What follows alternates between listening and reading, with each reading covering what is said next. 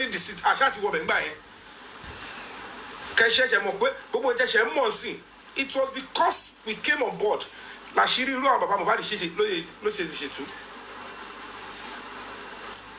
So whether Yomi is professional or not professional, it was the pressure we were given.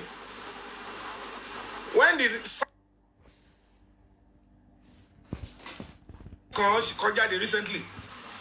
I put it up. I wrote it straight to the Attorney General and Commissioner for Justice in Lagos State.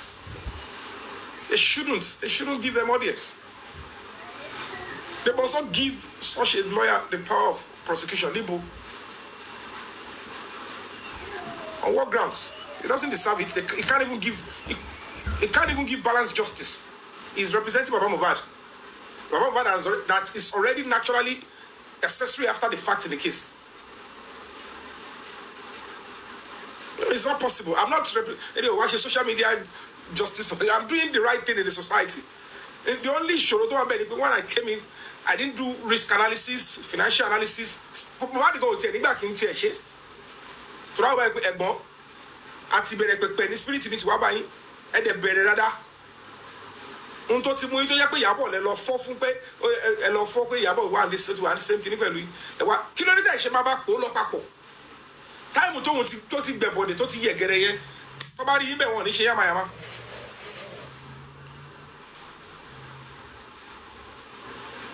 Wọ́n ní ṣe yọ́pọ̀yọ́rin.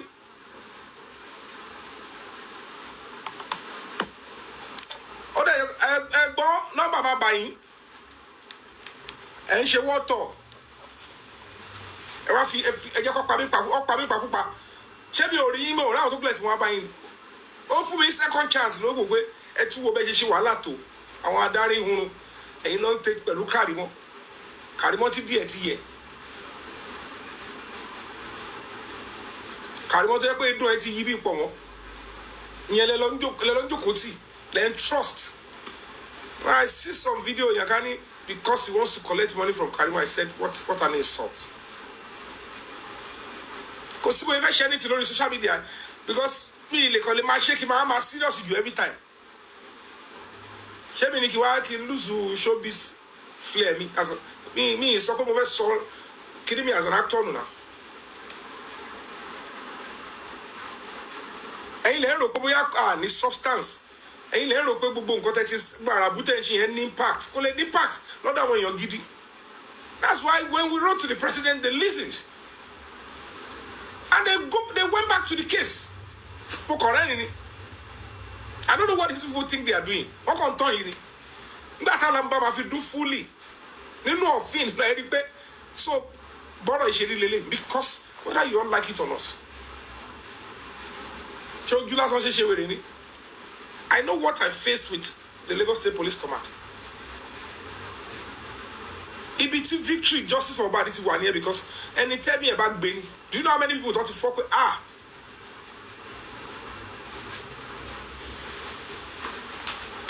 She won money president or Moloke.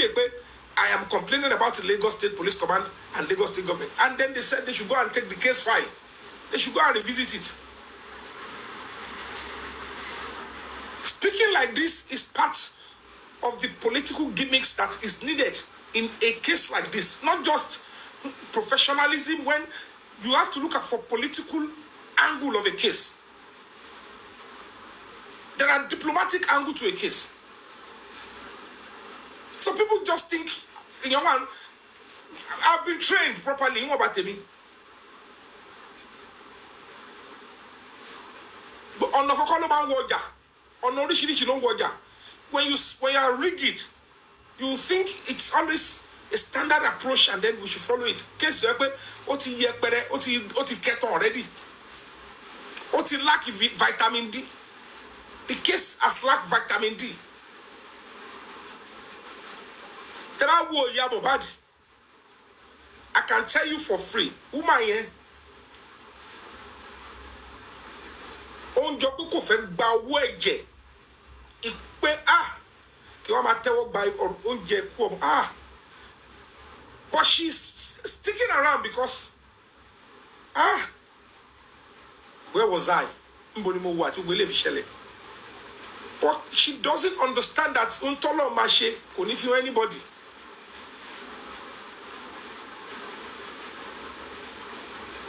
So what you lose up well,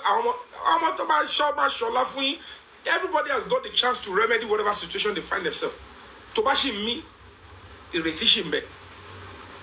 But the worst thing is to say, iwo to tu why not two tiare bon ti oye ko tarabo. Thinking that will save. But not save. Ìyẹn lè ma tó máa padà sí ohun tó padà máa pa yàn lẹ́gbẹ̀ẹ́ ṣé kí ni mo tún ẹ̀yẹ bẹ́ẹ̀ sọ fún mi gbọ́dọ̀ kò lè because wọ́n ti sa gbogbo ìyá láyé ogun lẹ́ lè ṣe ogun ló lọ́jọ́ kan ìpọ́jù orí ẹni báyìí ló lọ́jọ́ gbogbo ibi ọmọdé tí mi bọ́ lọ́n dá o and I don't think bóyá mi bọ́ lọ́n dá any date ọlọ́run máa choose the date tó bá wù mí but anytime God gives me the grace to still be speaking and be fighting for the right thing I want to use it for the cause of humanity. Maybe a lot of people do not understand. I have no time for nonsense again. But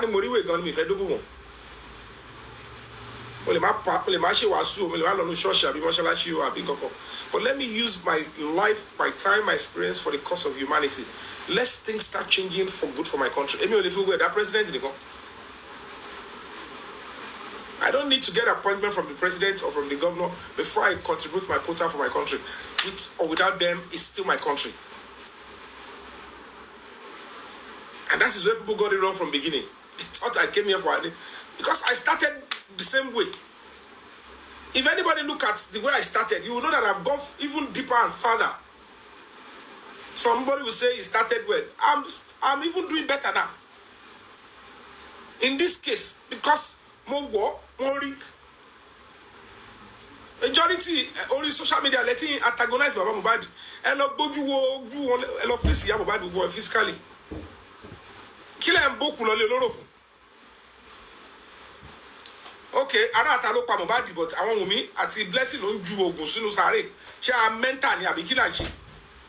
Ara ata ló pa Mohbad, Wunmi ó mú doctor report le.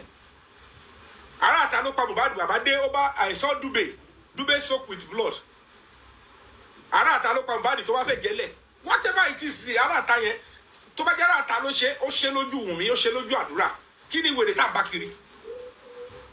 So àwọn èèyàn gidi tó wà nú ayé tọ́lọ́run bless yẹ n tó máa fi orúkọ tó ní èèyàn kan lóhun ọba ó ní òun kiri kan you now be supporting something that is obvious like this. Ìyóò kò parun ni. Because at the end of the day, you are making the entire public, millions of people, to walk case Mohbad to buy pay. She be Louis Mama Lori. I want to do and you know because the NGO is not well funded, it's an opportunity for you to reduce me to robust and she exercise. I'm doing everything to bring spotlight to the case, to let the world know that we are still interested in justice. You don't even understand the artistic and the literature in struggles. Do you know how many police officers in that you don't need crowd for anything, everything. I am telling them, you want us to know that Nigeria is safe. If truly it's not safe outside, how was he murdered in his house? If outside is unsafe and inside is safe, then how did Mohbad got murdered and then the police couldn't even unravel this stuff? It's because people like you, all you want to do is, you know the professionalism, you know the nitty-gritty, you know how to do it, but you are not ready to even do it. What sense will it make if you have an idea of how things should be done professionally and you're not doing it? If you are so good, if you know how private investigator operates, get here because shake CCTV. At least for whatever you want to say. Latin battle CCTV neighbor. Bring me any show to sort of CCTV neighbor and how to get it. So sometimes you look at it and then coming, doing all these things, it's not making any sense.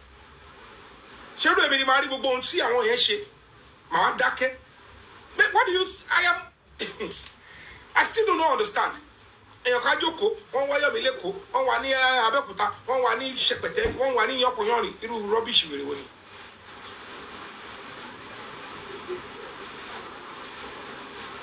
How many times mo ti da èmi tí mo kọ́ nípa commissioner of police mo kọ́ mo lọ fẹ́ yọ sùn presidency. I wrote about the Ministry of Justice. I wrote to the presidency. Ṣé mi kọ́ mo bá Lagos State fa case Baba Ijesha? But about the social media, come out for your one people, you don't want people to sacrifice, and I want only means láti help cut a reshape country. Because you are abusing social media. It just got sort of actors also okay. I'm a young actor in my own age. We should better life for me now. I'm still a young boy. Me a dagba. While I want you to get in some book of his style body. I'm a young boy. I started an actor as a teenager. And I grew before the faces of honest Nigerians that raised me. I'm a product of grace. And Nigerians raised me. So the man sort of put on this star, or they develop in Coco Sheto Fidabasi Olowo. I am one of them. So Kineveka or public is for me, touch for me. But when you see an actor come, at the end of the day, when my show issue, president now, you cannot do that. You saw somebody lead an onslaught and say, public will machine now. Also, effective job that's it, okay. How they that's it? What to bet? A case what to bet? How come Europe? Baba and Parofuni? Because any kind of case was up. Yomi. Now those people that wrote the stuff, where is their integrity and dignity now? Yomi Oda, Yomi professional. But Yomi and not no collector, no sorry. Because all you have to say, we wrote petition, I can petition. Petitions without substance, you can't go anywhere with it. Because somebody can defend them, because do anything and imbo. How come I talk about competition? That will lead the onslaught. Why do you want us to do them again to your company?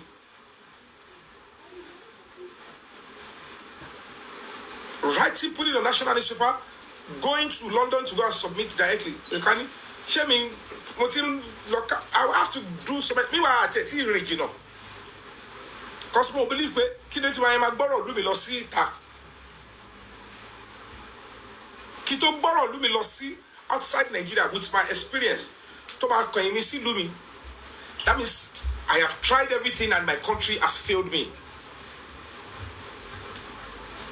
Before I can take even to me only be buffalo be ti Ọlọ́run kẹ́ mi dey want about status money with the people that have my background. It be make it about cost gbogbo come adaru ni. Outside Nigeria, wala madi. But I want to my father for a show power saw they know. To reduce our to robbers. Because me or anybody like to compete with them.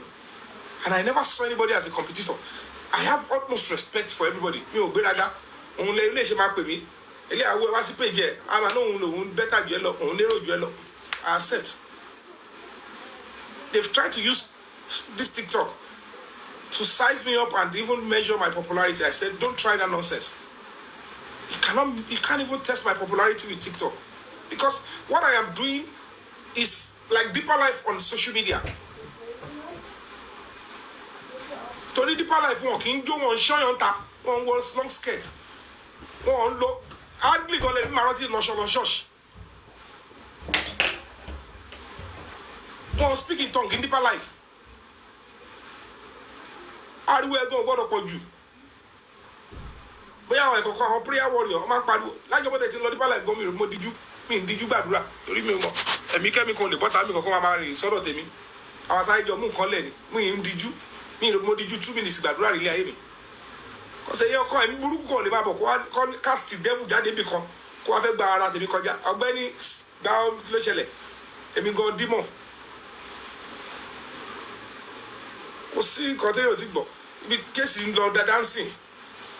Honest people are supporting this cause of justice because they realize that at the end of the day, an NGO will lead the onslaught, get a team of lawyers. I have 1 or 2 lawyers even in Abuja said they want to even come in and pro bono. And they are working. Our lawyer against the Aboleni. àwọn kan ló wà ní ìjẹta ti kéèsì Wunmi, àwọn kan ló vet intercourse Ministry of Justice, our lawyers kan ló jókòó ní international press conference. One of them is even a lecturer in law, a doctor. Two of them rather self, two are doctor in law, doctor of law.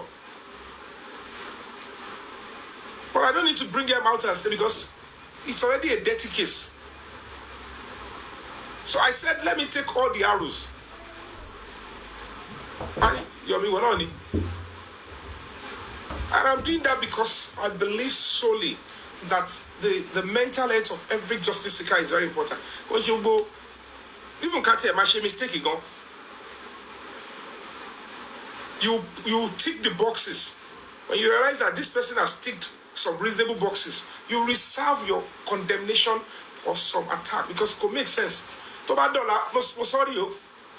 Ẹ fẹ́ kọ̀, kò sí bẹ́ẹ̀ sọ pé ní human rights tó. Tí mama tọ́lọ̀ bá tábà wá ọlọ́run tẹ̀ ti ṣe, mo bá ti rí justice tó bá tábà fi ìyá ṣe tán. Tí mama ṣe documentary mi pẹ̀lú picture yín, tí bẹ́ẹ̀ lẹ́wọ̀n picture lẹ̀ gbogbo ọ̀rọ̀ ìtẹ́lómi sọ pẹ̀lú picture yín lè máa bá orúkọ yín máa dẹ̀ wá ń bẹ̀ tó máa synchronize tó máa online tó bá ṣe ń gọ́gùn orúkọ yín àbí orúkọ àwọn ọmọ yín tó bá ti jọmọ́ orúkọ yín báyìí ó máa gbé nǹkan tẹ̀ ṣe jáde gbogbo ìtẹ́lómi ló bóun ṣe tóun ṣe yánwó yánwó yìí ohun tá a bá yín tó máa pé máa kọ story yẹn tó máa pé yẹn náà wà pé wèrè wà lẹ̀ ẹ mọ̀ pé wèrè tèmi ju majority yín lọ àfi tó bá tètè túbá irú búkì yẹn ń sìn kó tètè bẹ̀ mí torí naturally téèyàn bá ti kó tó lẹ́rù wájú o ti ní good points lọ́dọ̀ mi o ti wá lọ ń ṣèbàgẹ́ wọ́n tó ti kẹ́rù síwájú màá ṣe máa wò pé ọmọ ọlọ́run ìyàn ọlọ́run fún ní tó kó gbọ́ ẹ̀ láì ṣe tipa o tún fi ìlara bá gbọ́ nǹkan jẹ́ you want justice but ìlara ló fi bá gbọ́ ẹ̀ jẹ́ ṣé wọ́n fẹ́ sọ̀rọ̀ nípa àwọn tó jà fún justice kọ́ yọ orúkọ ẹ̀ kúrò ní kí wàá ní nǹkan wá ń ba gbọ́ nǹkan jẹ́ mo ṣáàrí gbogbo àwọn gbogbo bẹ́ẹ̀ yẹn ṣe nígbà tí mo tó ṣe kíní ọlọ́run ẹ̀bùn ẹ̀ díẹ̀ ó ṣe kíní o pákéjì gbogbo yín yẹn orun pọ̀ ẹ̀kọ́ ń ba gbogbo nǹkan jẹ́ àtúntò ń ṣe lọ díẹ̀díẹ̀ wẹ́rẹ́ tó wà so glaring and clear àwọn tó lọ́gbọ́n ẹ̀wọ̀ ẹ̀gbọ́n mi ẹ̀wọ̀ lórí ẹ̀bí he realize I said no that's how leaders do that's how àgbàlagbà tó nífẹ̀ẹ́ ọmọ tó mọ̀ pé n tẹ́mi ń jà fún he's not fighting for me most times he will want to be doing the right thing àwọn kan náà ló máa lọ́wọ́ pè lẹ́yìn báwọn kan ṣe sọ pé mo bá lòrí rí justice torí pé sákò àwọn tọ́jọ́ ń bára wọn sọ ni just like when the other guy kìíní kan àrífà yẹn tó ń lọ káàkiri àwọn ọlọ́pàá tó bà justice for Mohbad jẹ́ àbáwọn tó fẹ́ gbẹ́bọ̀dé àwọn ni wọ́n wá sí kíni nǹkan tó fẹ́ gbọ́ náà máa sọ fún.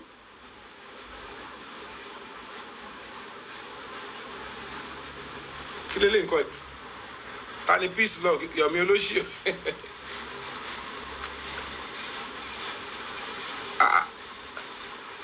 tẹ ọkọ wọn ẹ sí gbóná.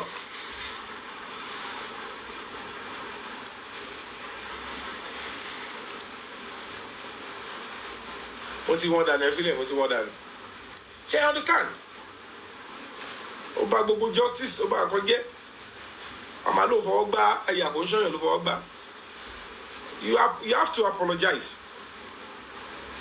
owó tó ń sọ ẹ̀mí tẹ́ para mi ò balẹ̀ you can't be selling your self guilt o tún ṣì máa ní gbéraga pẹ̀lú ẹ̀ gbogbo kì í ṣọmọdé náà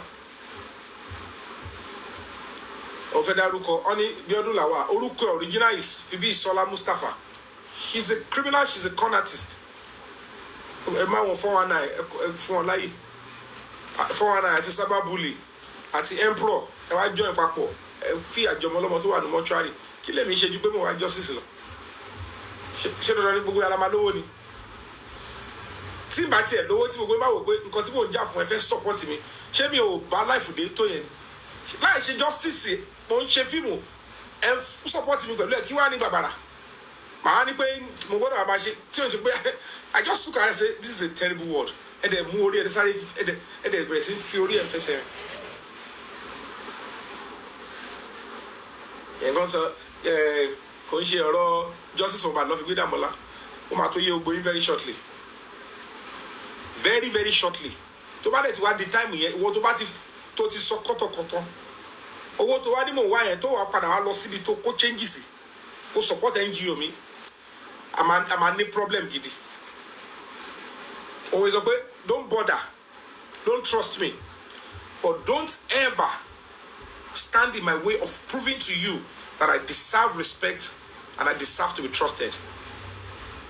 Ibi tamati ni wàhálà ni èmi ò sọ pé kéèyàn kan trust me. Ìwọ̀nba àwọn tó yìí trust me báyìí.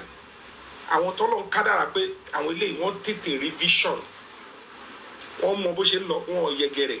Mi ní problem pẹ̀lá. Ìwọ tó sọ pé mi trust Yomi yẹn. Ó yẹ kó wà professional jù báyìí lọ. Mi mọ bí tó ní tíátà ti ń di professional kìíní. Gbogbo wa ni investigator.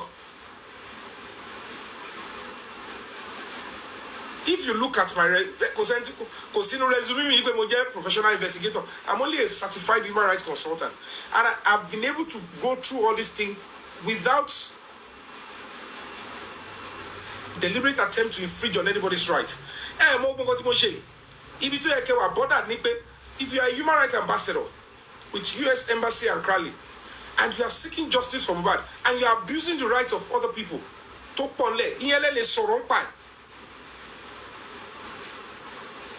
the biggest ingredient of private investigation is risk.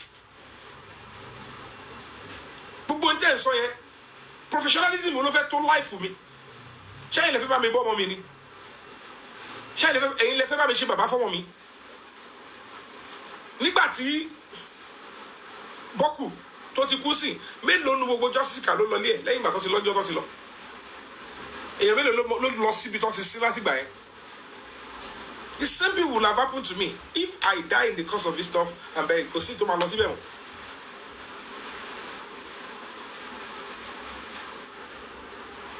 And I'm going to be saying this for the uptenth time. Whether you believe or you don't believe, giving on this Mohbad's case has been revisited. And it's a gradual process. There is no need for fire brigade approach, unnecessary wuru-wuru. But Break the Silence Foundation will be there all through. We will synergize with the authorities, and every person that is interested will ensure that they come in, they are properly investigated. The era of Enyokowa untouchable, what's the law? Ẹni tẹ́ bá gbọ́ pé wọ́n ti mú sí àti sọ pé ẹ̀kọ́ ti mú tẹ́lẹ̀ tó ti arrest bóyá tó dà tí ìbọn mi tó àwọn yìí sákiri ni o. Èyí tó bá sọ pé òkè o ẹ̀mí àwọn gbé ẹ kò fi location anybody tẹ́ rò pé ó necessary tó bá mọ̀ pé mi ẹ̀ gbé gbogbo ẹni tẹ́ bá tó bá mọ̀ pé ẹ̀ ń janu you are supporter of any person of interest, any one of them tó wà nílé ńjọ́ yẹn tó bá mọ̀ pé mi ẹ̀ gbé tó dẹ̀ fẹ́ dúró kò mú location níbi tí kan ní wọ́n sọ pé Yomi Fabiyi I double dare you má fún mi ní 48 hours fún 24 hours. Tó bá jẹ́ ní Lagos State lórí tó wà má fún tó bá jẹ́ anywhere in this country.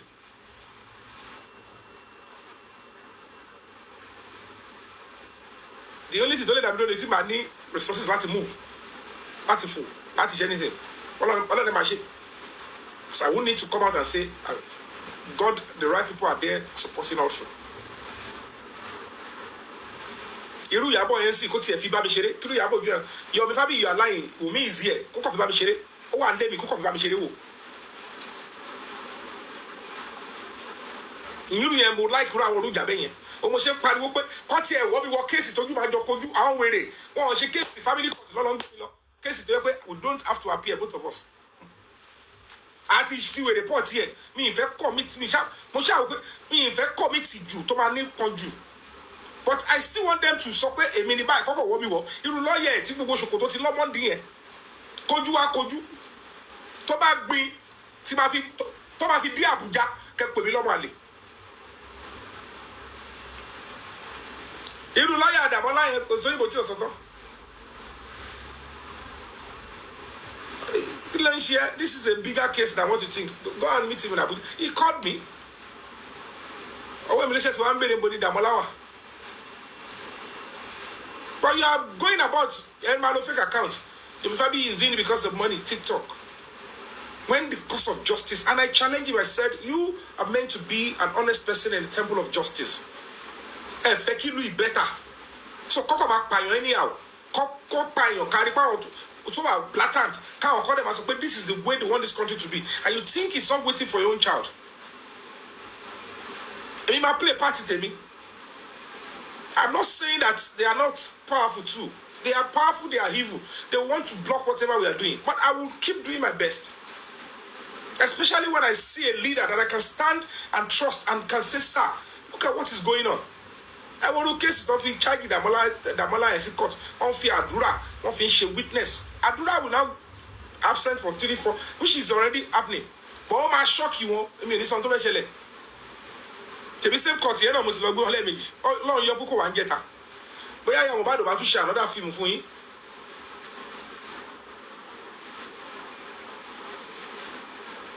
So when you look at it, and I'll be going after the same young boys. How much money for code DBB? We always think you might want to create a platform, gather people. Some will come here. I don't trust it.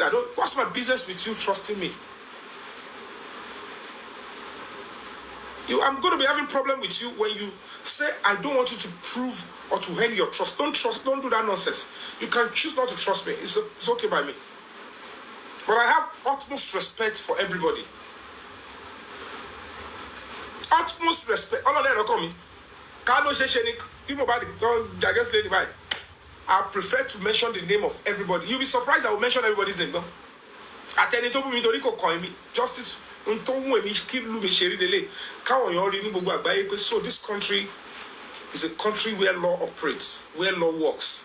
More investors will come. The country will get better. I choose not to run away from my country. Hello, I want to say to me.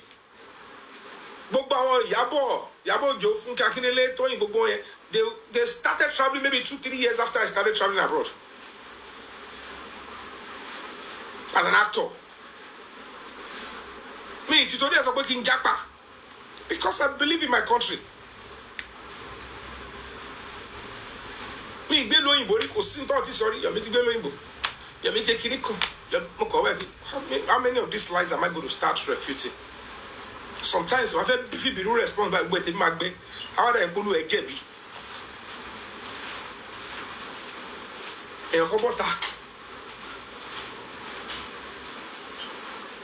Still a suspect in an ongoing case.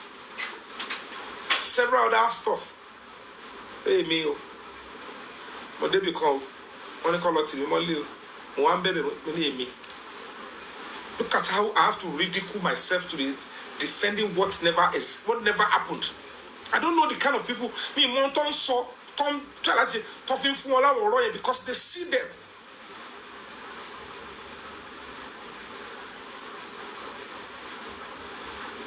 You only don't know why justice went on back for me. Anyway, let me feed him. The same disgusting thing that the Arifa guy went to. He did it with Lagos State party. He wrote car. They want to party already at the budget. He don't see yet. So that be done for one Lara. It must suffer. Yomi and she can look at this whole set of people. I say, I love it. Me lo gi stamp. So till petition come mo lo gi stamp panty. Torí àti dé Abuja ba àti dé Ugbo. A tún lo gi stamp FCID now by. And then àwọn kan tó yẹ pé wọ́n ní conscience, wọ́n ní reputation. Wọ́n sì máa ko sabe rí yan be pé ṣé ẹ mọ̀ pé ní ti ní bipolar, ó ti ní mental problem. What you waika, Mubadi is somebody that could social media and can fún wọn ní little respite of relevance. And because some people love to listen to nonsense, a mama fi IQ, a magbo. Open became my bad Coca-Cola 1982. Machine of more conway. ju kí ọjọ́ kò máa gbọ́rọ̀ ọ̀rọ̀ àwọn kàrí wọ̀nyí ó di odidi gbogbo ọ̀rọ̀ ẹ̀ lẹ́yìn tó ti ní mẹ́ ní kò báyìí pé kí ni mo kóra mi sí ẹnu ayé náà ni mo tẹ̀lé Mr. Yomi because I want to help me ṣáà lè máa sọ pé máa fi gbéraga sí mo wà over humble àfìgbà tó humble wọ́n sọ mí di dàkúdà over humble wọ́n ti pè ọ́ pè ní unprofessionalism. This is a case táwọn èèyàn ti ṣe gbàgbọ́ mi bàbá ti tàn yín lọ. Even some people that are behind Wunmi thought they were seeking justice. Ẹ wo dàkúdà tó ń dì. Some of them are ṣùgbọ́n ẹ máa ọkùnkùn mojú wa. Àwọn díẹ̀ àwọn kò sí báyìí fẹ́ máa sọ náà. Coming to ọmọ Yorùbá ní gbogbo wa, we have culture and tradition. Kí ni ẹ fẹ́ máa sọ tẹ́ ẹ̀gbọ́n Mohbad? Ẹ mọ̀ pé ọlọ́mọ ẹ̀ka ní nǹkan burúkú. Sọ̀rọ̀ ẹ̀gbọ́n Mohbad yẹn blessing yẹn kò láwọn àna. Ṣọ́ bímọ bí tó wà. Kí lẹ́rù kó máa padà ṣẹlẹ̀ láàrin àwọn ọmọ tí yẹn náà bílẹ̀. Mommy, we have seen a video. Ẹ ń ju oògùn sójú olórí àbúrò yín. Ẹ̀yin wá fẹ́ sọ fáwọn pé káwa ṣera wa lọ́kàn. Kí ni àbúrò yín ṣe fún yín tẹ́ lọ ń ju oògùn sójú olórí ẹ̀? Ta ló bẹ̀ yín ṣe kú? Ẹ ti ẹ̀rọ ọjọ́ láti wá. It will always come with consequences. People are not even thinking of how to remedy the spiritual angle of it. Pé n tó ṣe yìí, tá lọ bá lọ àbọ̀ ṣì ń bọ̀. Èèyàn tó fẹ́ lọ sin ẹ̀gbọ́n ẹ̀ tó sin ẹ̀gbọ́n ẹ̀ ní òní ní ṣojú àbúrò ẹ̀. Gbogbo yẹn ló yẹ ká gbọ́. I'm a custodian of African culture. I am a voice in my own right. I am an institution in my own right. I shoot movie to correct ills of a society. Tí bá fẹ́ kọrú story yẹn, how do you think I will represent what the blessing did? Ògo ìdílé yín. That is not a traditional burial. Pure evil and wickedness and devilish and demonic something is ongoing. Why is ongoing? Why do you consider the same baba in all the two but kọ́kọ́ protect rẹ̀? Si Zomo de baba ní ọdún kan ló ti délé Zomo ti lọ, it's 1 year ago. All these things are not tenable in the murder case. And they were àwọn tó jókòó ti bàbá yẹn tó sọ̀rọ̀ àǹdí gbogbo àwọn búkì àwọn kìnnìkan kiri. Wọ́n rí reason pé bàbá, whether we like Yomi, we don't like Yomi. Assertion yìí pé Zomo yẹn ọdún kan ló ti kúrò lé Mohbad kò make any sense. Tẹ́ni ọmọ ológo gbé fídíò jáde ó ṣò pé ọkọ̀ Woody ó jọ Zomo. Ó pass nǹkan fún Wunmi ẹni tó fọwọ́ kọ́ Wunmi lọ́rùn. This Zomo, immediately I exposed him. Zomonization ló kọ sórúkọ ẹ̀. Immediately I went after him. Mo ti pariwo ẹ̀ síta. Mo ti munch ẹ̀ evidence tó wà nílẹ̀. Ó ṣe rí pé àṣírí túbà ó padà sí Zomoli.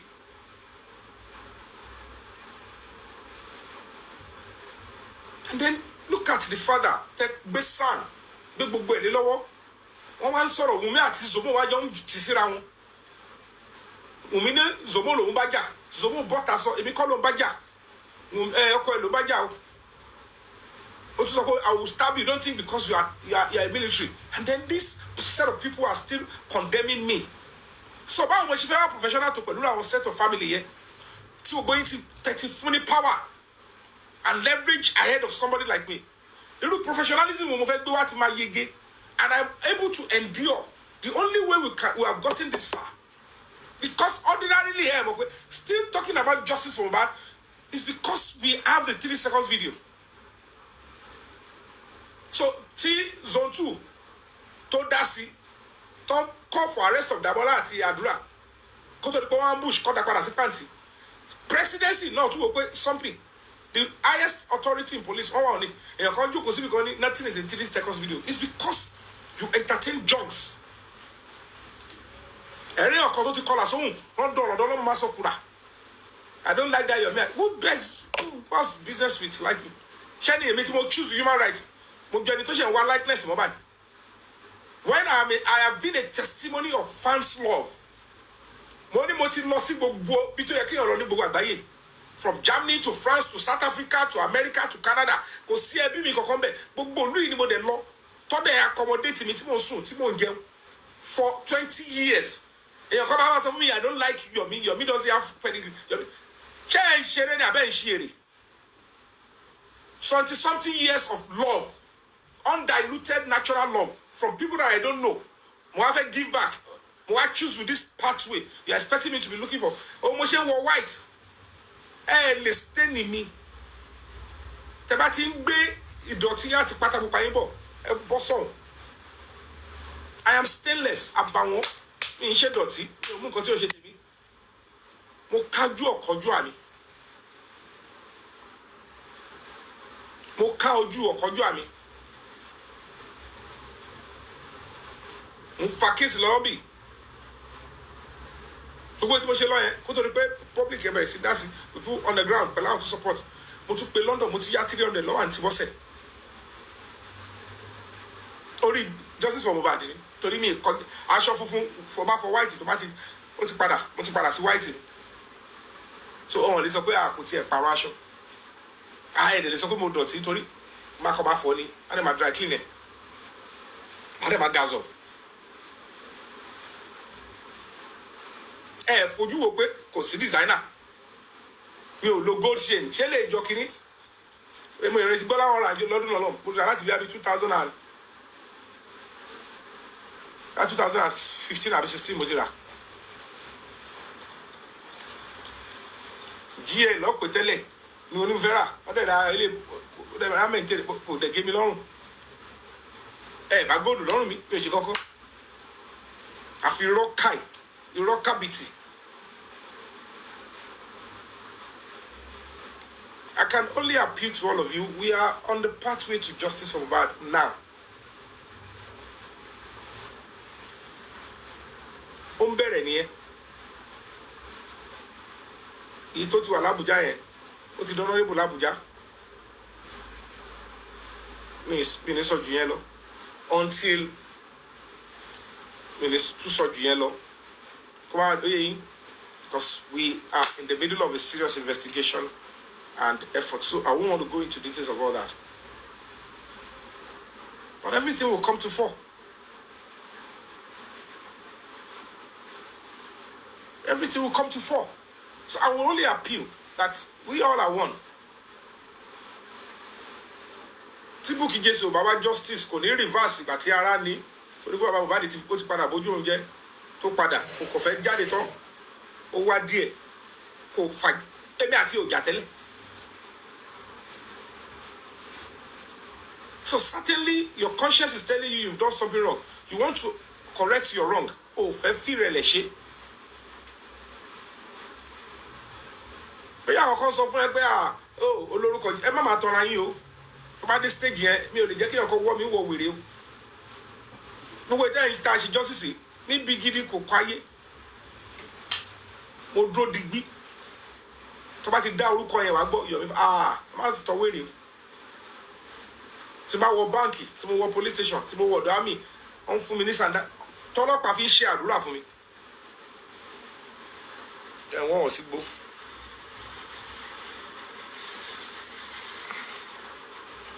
Mo ń bọ̀ máa play ọkọ̀ fún yín.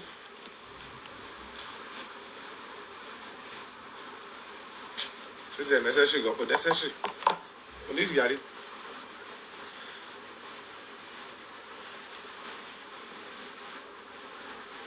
So, for whatever it is,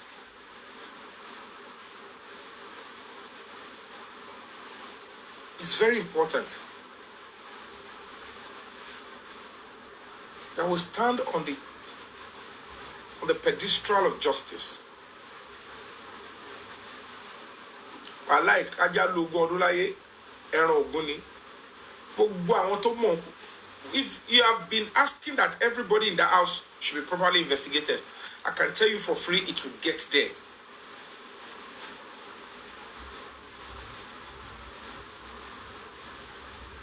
Mark my word. Maybe tó bá ti wá dé stage yẹn, ọ̀pọ̀lọpọ̀ àwa yìí wọ́n pé so this is what is my God. Because gbogbo àwọn tó ti mislead don sọ kọ́tọ̀kọ̀tọ̀ sí ṣé mi fẹ́ lọ fẹ́ gbà náà wọ́n ni. Nígbà tí ẹ̀kọ́ wọ́sùn tó dé mi wọ́n ní kọ́ lọ arrest mi láìṣẹ̀ láìrò. Tó ní mo ṣe mi fẹ́ lọ fẹ́ gbà náà ni. Ó gba àwọn kàńdá tó wà nínú rẹ̀ sí ni because they are double agents. Ẹ má dáwọ́ nídìí lọ́yà lẹ́tí mú promoting sí.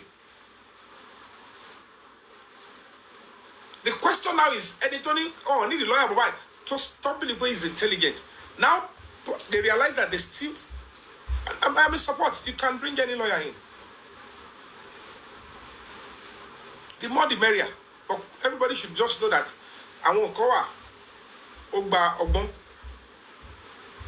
But Koko Benipe Labe Botile Unkori. Now Yomi Fabiyi is not pushing for lawyers. Lawyer. Almost everybody in the public that are seeking justice, they are now saying they need lawyer. The question now is this: just because editor and they refused, only they want public lawyer, and they came to me, they sold the idea to me. I said, it's good. Ewa wo kateti shefu mi da. Kilo te wa accept to pay the public lawyer sin. Ṣé tó dẹnu mi rùn ni? Tó ní mi mọ̀ tó kiss mi nu tó máa sọ pé nu mi rùn. Ẹnu mi ò dẹ̀ wọ́, ẹ̀yìn mi ò kò dàrú. Mi ò ṣá lè jẹ́ kí n find the Ramsey náà kí n tún lẹ́kẹ̀ẹ́ bu àbí kí n ní wèrè báyìí. Ọlọ́run bó ṣe dórí kálukú, ṣé màá lọ fáìn pa? Màá ní fẹ́ máa ṣe human rights. Àbẹ́ni tó bóra màá lọ fẹ́ máa ṣe human rights. Ẹ ti rí activity tó bóra rí.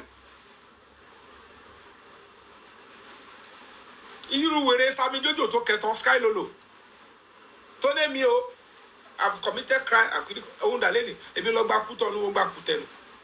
Where is it today? Ẹni tó ń lò àwọn dà. Wọn ò tí ì rí Nàìjíríà wá láti gbà yẹn o.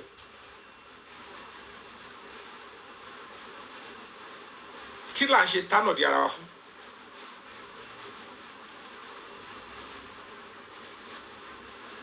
The other guy too came up and said, èmi o, mo tún lọ síbẹ̀, wọ́n ní kí ló ṣẹlẹ̀ ń bì. Wọ́n lẹ́yìn mi kí n wá, mo dẹ̀ ti yọjú. Nísìn, yọjú síbẹ̀. Tó bá lọ parọ́ mọ́ mi bì kan òfin sọ pé tó bá parọ́ mọ́ yàn. Ẹ ṣọ́ọ̀kì wèrè tó bá yẹ kó wá bóbó yín mi.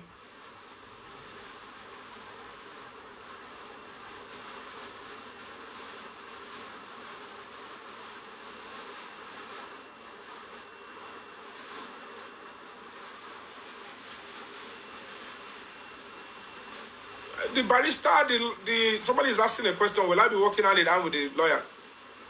I'm not working hand in hand with any lawyer. The lawyer is an entity on his own. Maximum respect to whatever intelligence or whatever angle he wants to fight this case. He should fight it. I have no problem with any lawyer coming. It's a public matter. But me, I can't work with any lawyer. I can't. But I would never obstruct whatever he's doing. I won't even condemn anything he's doing. That's me, a mental problem. And I won't even shake that no.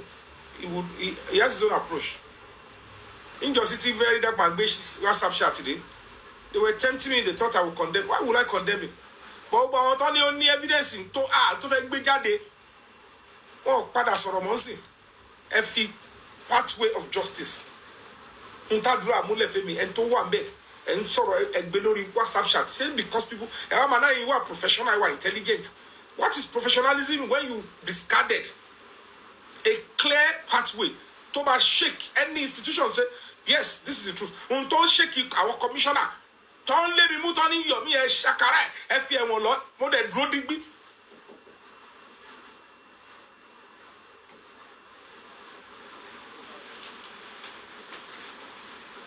And yet, huh? Okay. Amy, they would let's listen to ourselves for good. No matter how beautiful the drama, Amy need direct access to an evidence. I was engaging the highest authority in the state only jurisdiction lórí case yẹn nígbà tó rí fìrí nǹkan tí mo ti ṣe d'Abuja wọ́n sáré parí corona inquest wọ́n sáré kọ DPP advice pé kí ni yóò gbọ́dọ̀ ká mọ́ bí èmi mo tún fi nọ́mbà lẹ́yìn tí àrífà yẹn ti tọ̀ yín káàkiri ó fi nọ́mbà kiri kan lẹ̀ mo tún wá ṣẹ̀ṣẹ̀ wá fi nọ́mbà this OC in charge of homicide, Lagos State. Want to film number there online. People were going to threaten him. Yomi Fabiyi said this. He messaged me. Why are you believing them? Are you not a public officer? Tell them what is the situation. That the case has been, they've collected all the case file. They're already investigating it in Abuja. On the order of the president. After we wrote to the president. If the president is going to react, it's the presidency that will communicate. The president, I'm a conference. I want my sign. What do you know about governance? And the two connection with Council Chairman, Council, I know more people in Nigeria she operates. They'll be questioning your presidency is office of the president. Because keep president only can direct persona. Because the presidency controls the country. And everybody in the presidency is under the president. So any asheti about a minute is not to approve. Presidency no sorrow. That is how governance works. If you don't know, you go back to school and learn. It's politics 101. I be glad. Hey, the mamu talk about for going. So all of you that are forced for justice, you're going to get Adura Imagba. Ubeya Biamoto Adura Imagba. Le ṣe wàhálà lásán ìjọba tó ń listen ìjọba yìí. The only narrative tó máa sọ fún yín ni tọ́ṣì old story tọ́ṣì máa tẹ̀lé ni pé àwọn alágbára kan tó wà bẹ́ẹ̀ Mohbad ò lè rí justice nítorí pé ohun tó ṣì ń bò tí yé wọn and kò tí lè yé wọn until when the right thing is done. Bọ́ lè gbọ́ táwọn tó ní kọ́ lọ gbé lọ́hùn tọ́ ni ó yẹ lọ look into tọ́ bá fẹ́ look into it ṣàfẹ́ force wọn. Ṣàfẹ́ force wọn ni.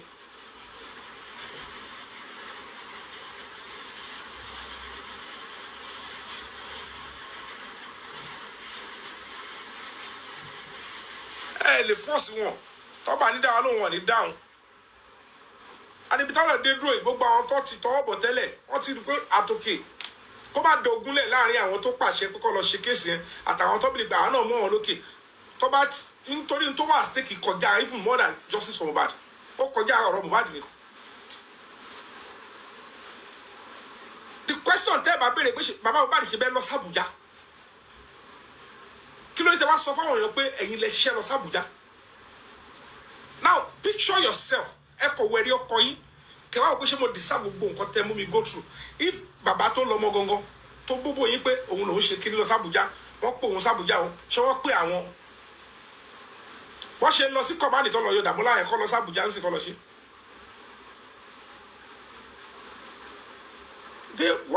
What they are involved in tọ́tọ́ àti abamọ́ gbogbo ẹ̀ ń tó pamọ́ kọ́ ọ̀bẹ they are not bigger than the Constitution. Let me tell you one thing when it comes to serious cases this is a murder case nobody is bigger than the law. Kò sọ́nìtàn tó kọjá òfin tó dẹ̀ lágbára ju òfin lọ. Àfi tẹ́ ẹ̀ bá mọ what you stand for in your country ẹni tó bá ṣe rí rẹ̀ bí ẹrú. So you cannot compete. Nigerians, even in Nigerians in the diaspora, they want this country to get better. That's why they are investing it. They know they cannot be present. I was told that they were present. They ensure that if they see a clear pathway they want to support. Majority of Nigerians, we are raised with sympathy. Pelanu. But me, why didn't caution life for me? It is to now take advantage of Nigerians abroad. Abroad, I need to go this route before Nigerians abroad can support me. Àbí kò ṣe pé bí àmì ìṣe fíìmù mọ́. Fíìmù ni mo fi ṣe tí mo fi kọ́ ilé yẹn fíìmù kan péré ibi ọmọ ni mo fi kọ́ ilé tí mo kọ́ yẹn.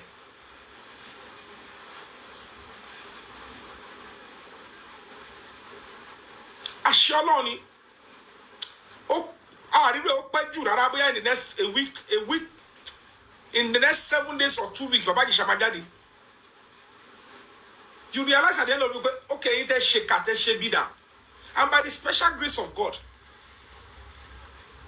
the remaining 2 count charges, he will still be discharged, he will be acquitted eventually. And one more way, if there is anything that is going on, Magjem Oloni, or into my no Junoni, if you don't need reason to buy anybody shotana. Can you buy anybody? I have no reason to Because basis because we never started as enemy. Just as enemies. Ṣé mo change ọ̀rọ̀ mi láti gbà yẹn abẹ́rẹ́ bí àwọn ìyàbọ̀ lè bí má ṣe kéésì bàbá Ìjẹ̀ṣà ni àwọn yẹn kẹ̀ princess yẹn sì máa padà sí Nàìjíríà mo fi Ọlọ́run bá búra mi ìfi lérí omi lẹ́nu tábà máa fi ṣetán ohun tó bá mọ̀ kọ́ máa lọ sàgún fámìlì wọn mo ti sọ èmi ò ráyè wèrè gbogbo ohun tó tòjọ́ tó fi gbà asylum yẹn ó sì máa padà everything is time bóyá gbà yẹn ló ṣe máa dákú o ó ti bẹ̀rẹ̀ sí rí fìdí fún ti mọ̀ pé ó ń bọ̀ ó ti á flash òun sì kì sára I am not interested in all that kò sí ní tẹ́ ẹ̀ ṣe fún mi tán ẹ tẹ́ láti rán mi lẹ́wọ̀n bẹ́ẹ̀ ṣe rán very dark man lọ́gbà àwọn òyìn ọ̀tẹ̀ tí jáde ní time gbà ẹ́ but I don't want unnecessary fame bí mo ṣe fira mi lẹ́pẹ́ kọ́ arrest mi kọ́ gbé jáde padà cause mi gbọ́dọ̀ kò ní ṣubú débi kó máa dọ̀bálẹ̀ ẹ lè máa ẹ fẹ́ ṣe Nàìjíríà fún mi kí wọ́n máa dúró kọ́mọkọ́ máa ṣan wọ́n lára mi ṣé wọ́n sọ fún ẹ pé àjẹ gan àwọn ẹni tó lájẹ kan lè bẹ ẹni tó lẹ́yẹ mẹ́fà kó dà so tí máa rí bẹ́ẹ̀ ń gbé dọ̀tí bọ̀ máa yẹra and I will still dey and I'm still fighting kọ́kọ́ ṣe mí náà at least we went to court of appeal we got 2 out of the 4 count charges and it became one of the biggest things that we could achieve as an NGO is that at least nowhere Baba Ijesha is being found guilty of sleeping with any child or anybody in that case. No evidence to the irony. The evidence are so clear that this girl was just recently disflowered by somebody else. And the parable when she was 7-year-old. So ìyàbọ̀ yẹn sì mo ṣe lọ kóòtù yẹn mo ti ṣàlàyé fún court registrar mo ti sọ gbẹ bẹ́ẹ̀ ní kóòtù mo ti play fún yín òun lélẹ̀ today èmi òun àṣàjẹmásẹlẹ mi.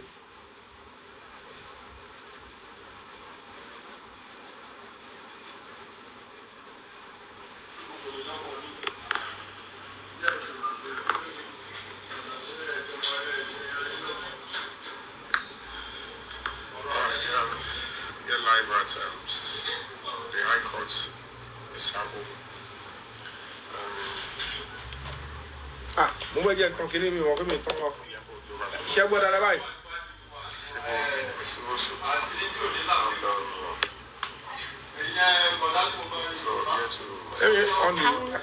On the speaker.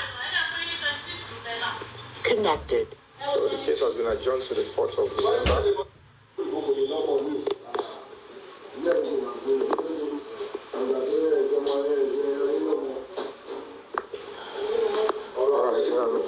I'm here live at the High Court in Sabo.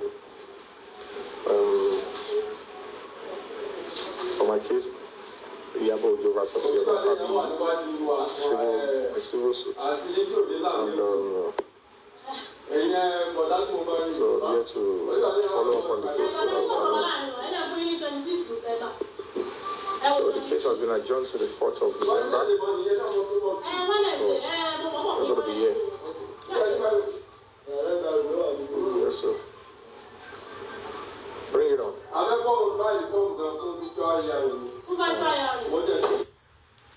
So that's just today. That's Sabo Court in Lagos here. Because I have to go there. I shall meet my partner, and even there was no sitting yesterday. And even at that, said it's still at Adrian level. So Emi o Marco Bo Eleboto to Shiwa.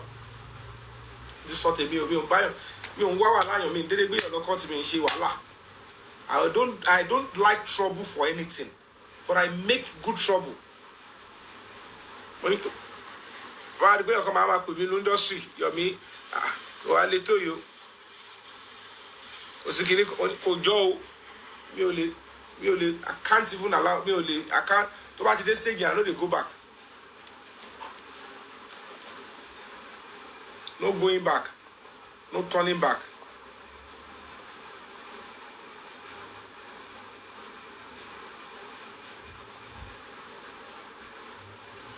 So please be rest assured. Anybody that wants to contribute, put his or her voice in the matter, the case is already active at the Force Headquarters, FCID, and at the homicide section. Homicide is where they deal with cases of murder, somebody dying. And that is where even the other guy is being detained, and where others will be detained and investigated eventually. So, this is not a case of fraud or whatever. And I don't want to go into details of what will happen in the course of that. But whatever it is, I want to lágbára ju gbogbo tó ṣe lẹ́kọ̀ọ́ yẹn wọ́n ti wá ń díẹ̀, and we will continue to mount the right pressure so that the right thing will be done in this case.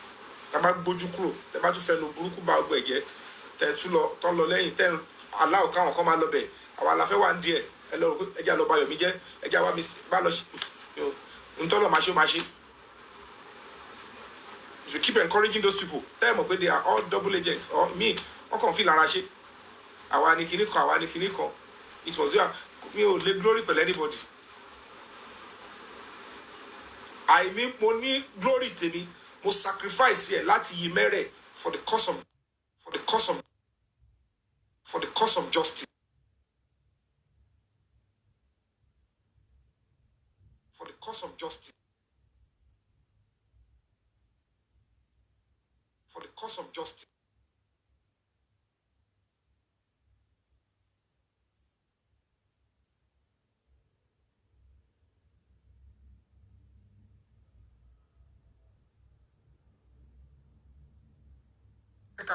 At least you have somebody that has got a voice, a face, and a name to lead the struggle. Yomi fabiyi kúrò ẹni wá star tó lórúkọ kẹ́ni kó wá bá yín lead. Kó wá bá yín lead.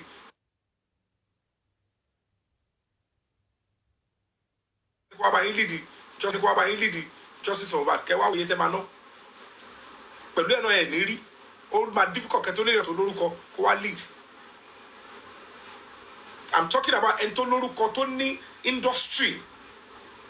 That the government and the entire nation will know that attempt to rubbish this person, you are rubbishing the industry you represent.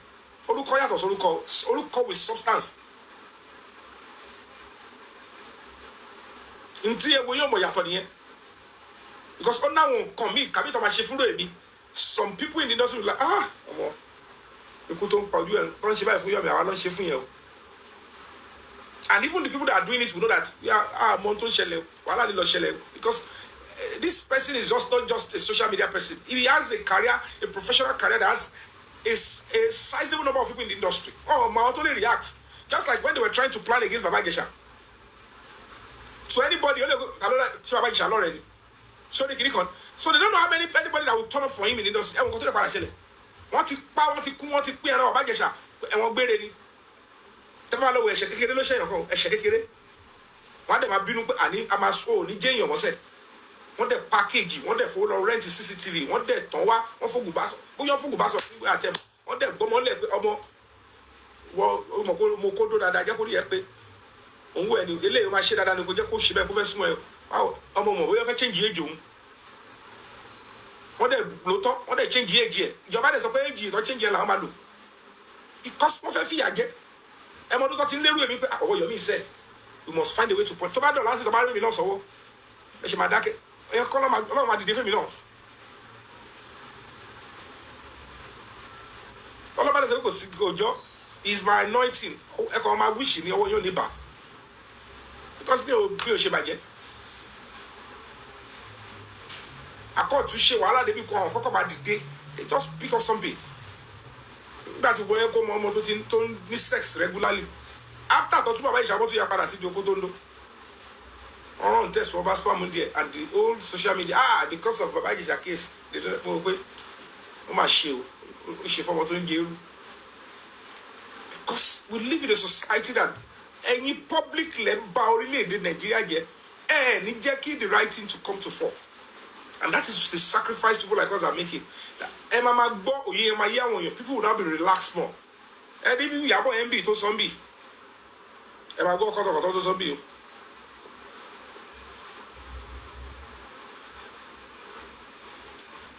fẹ́ dàbí fẹ́ di activist.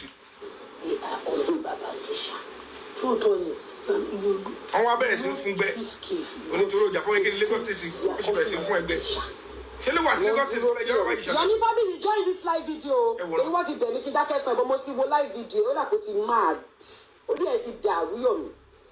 Àdàkọ join live video yìí kí n sọ ọ̀rọ̀ sí ẹ because that orí ẹ̀ ti yí. Èmi ló fẹ́ fi ta yín ní industry. Ìwọ ló ní àwọn kan jù mí lọ. Àbí ìwọ Yomi tán? Àbí ìwọ Yomi tán? Ìwọ ọmọ iṣẹ́ bàbá Sìwé.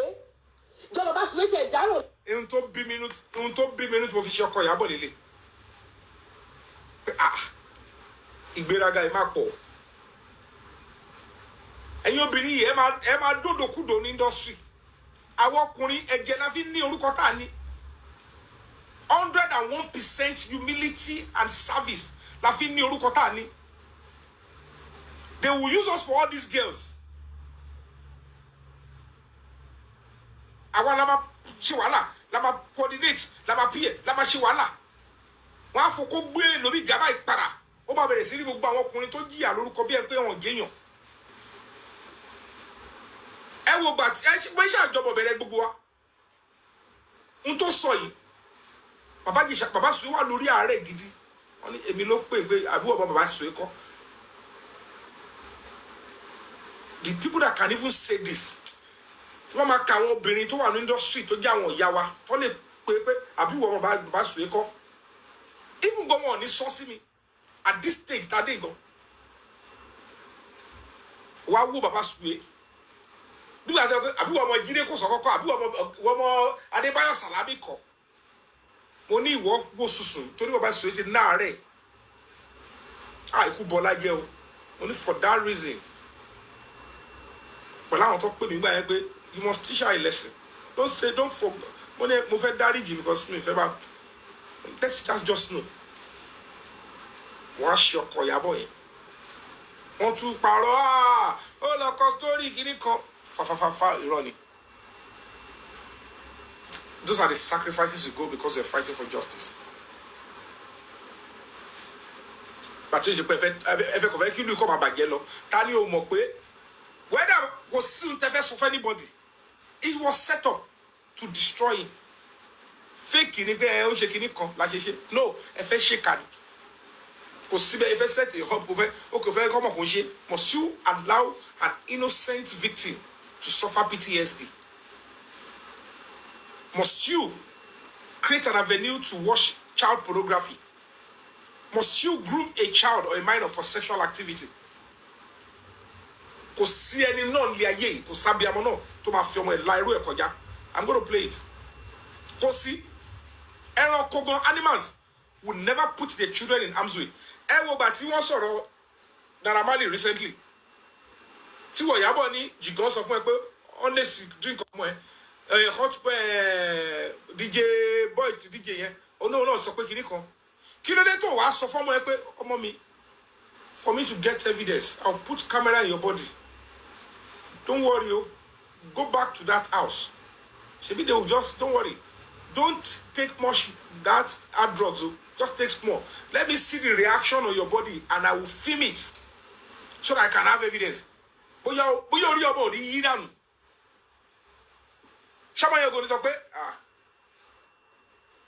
I said I've just gone through therapy. I don't want to go through that route again. You want me to go and submit myself to get, that danger in me, to get evidence? No, you don't do that.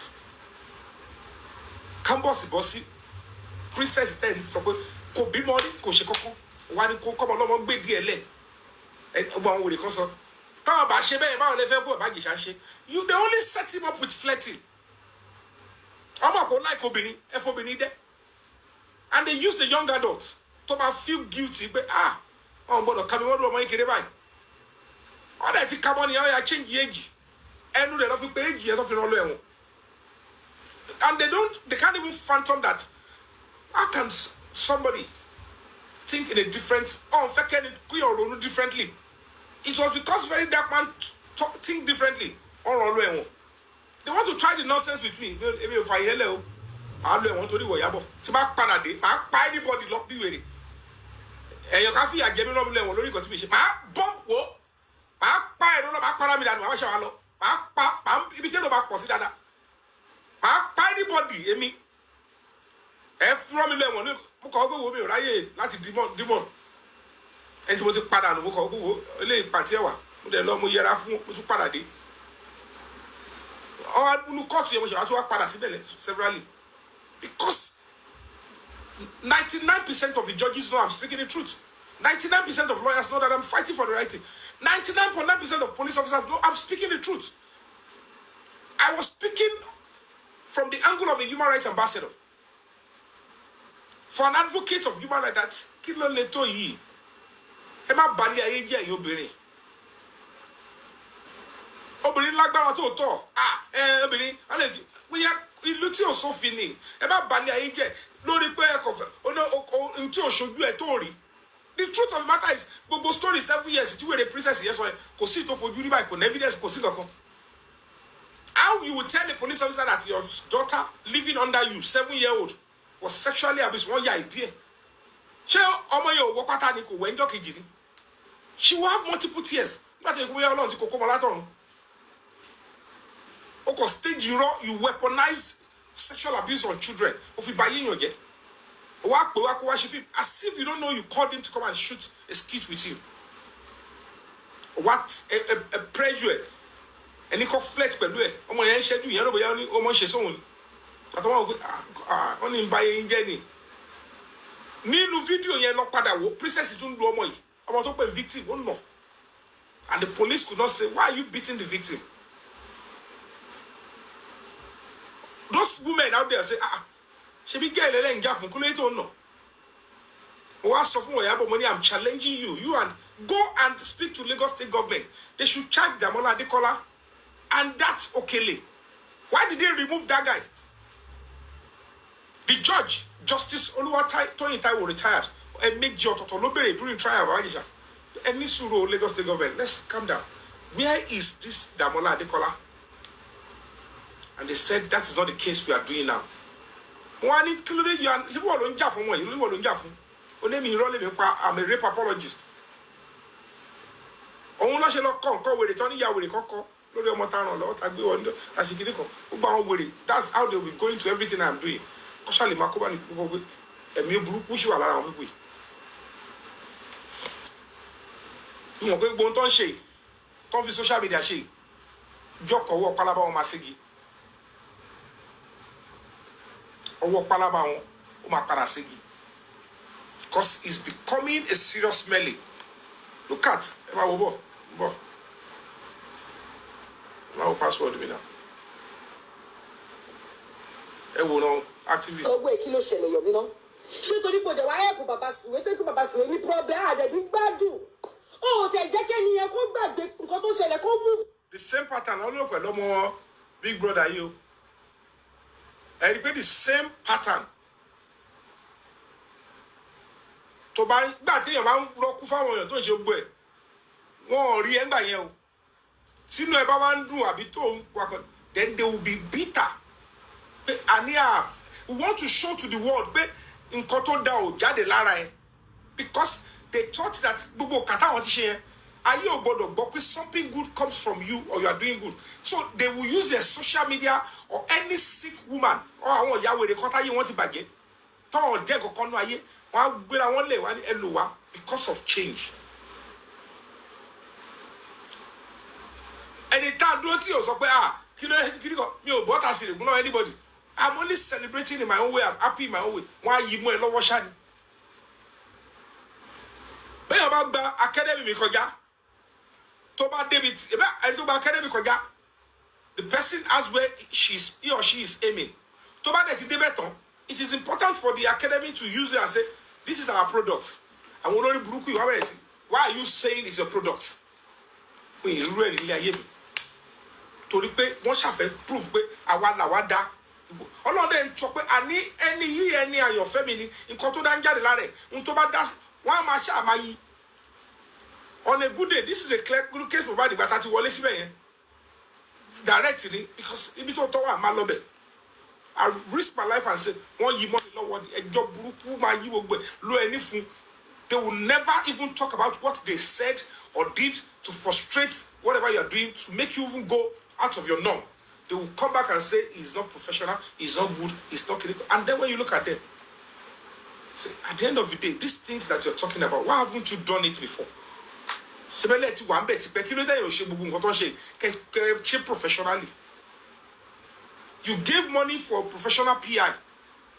Bàbá tó mọ̀ ẹ́ kú kò gba PI.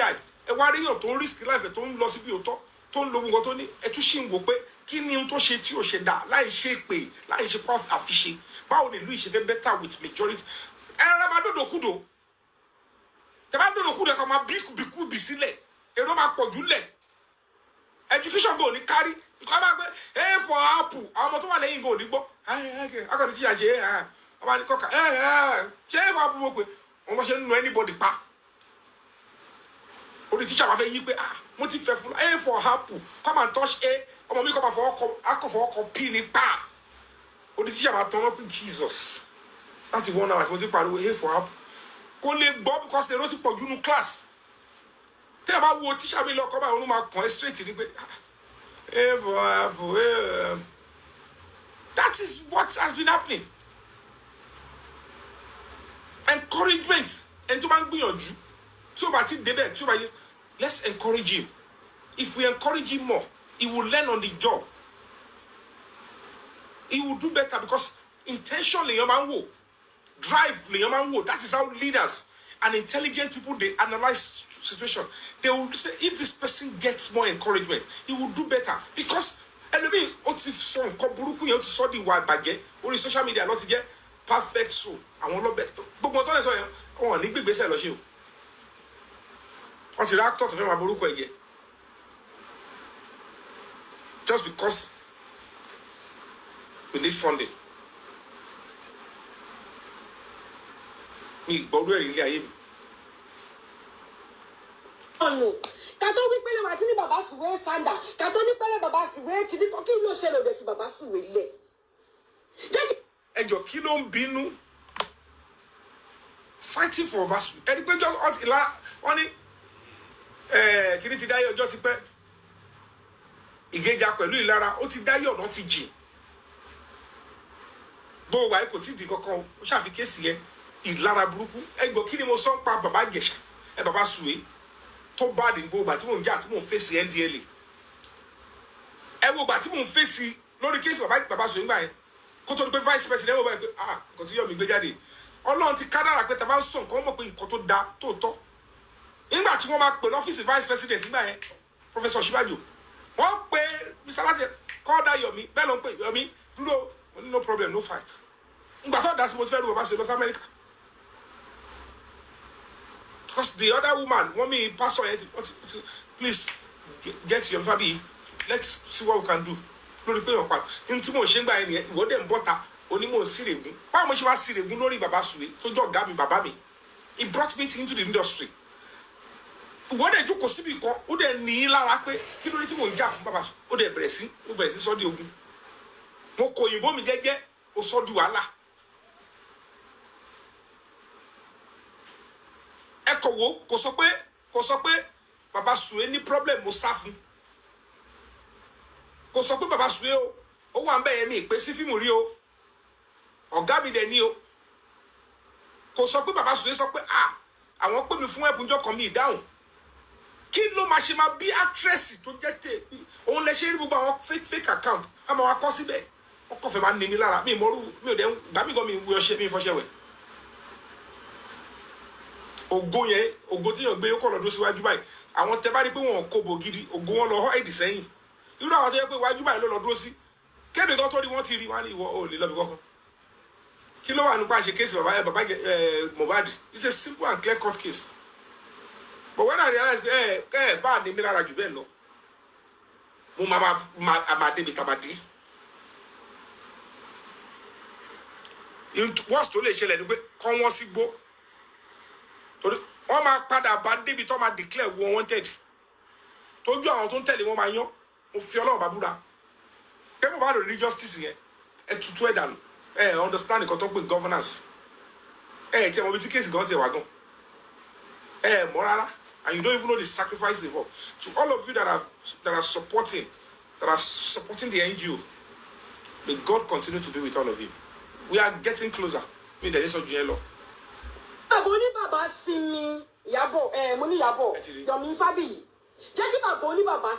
Ó ti fall in love pẹ̀lú mi jù. Jẹ́ kí bàbá oni baba sinmi Yomi simple. Èwo ni Yomi fabiyi.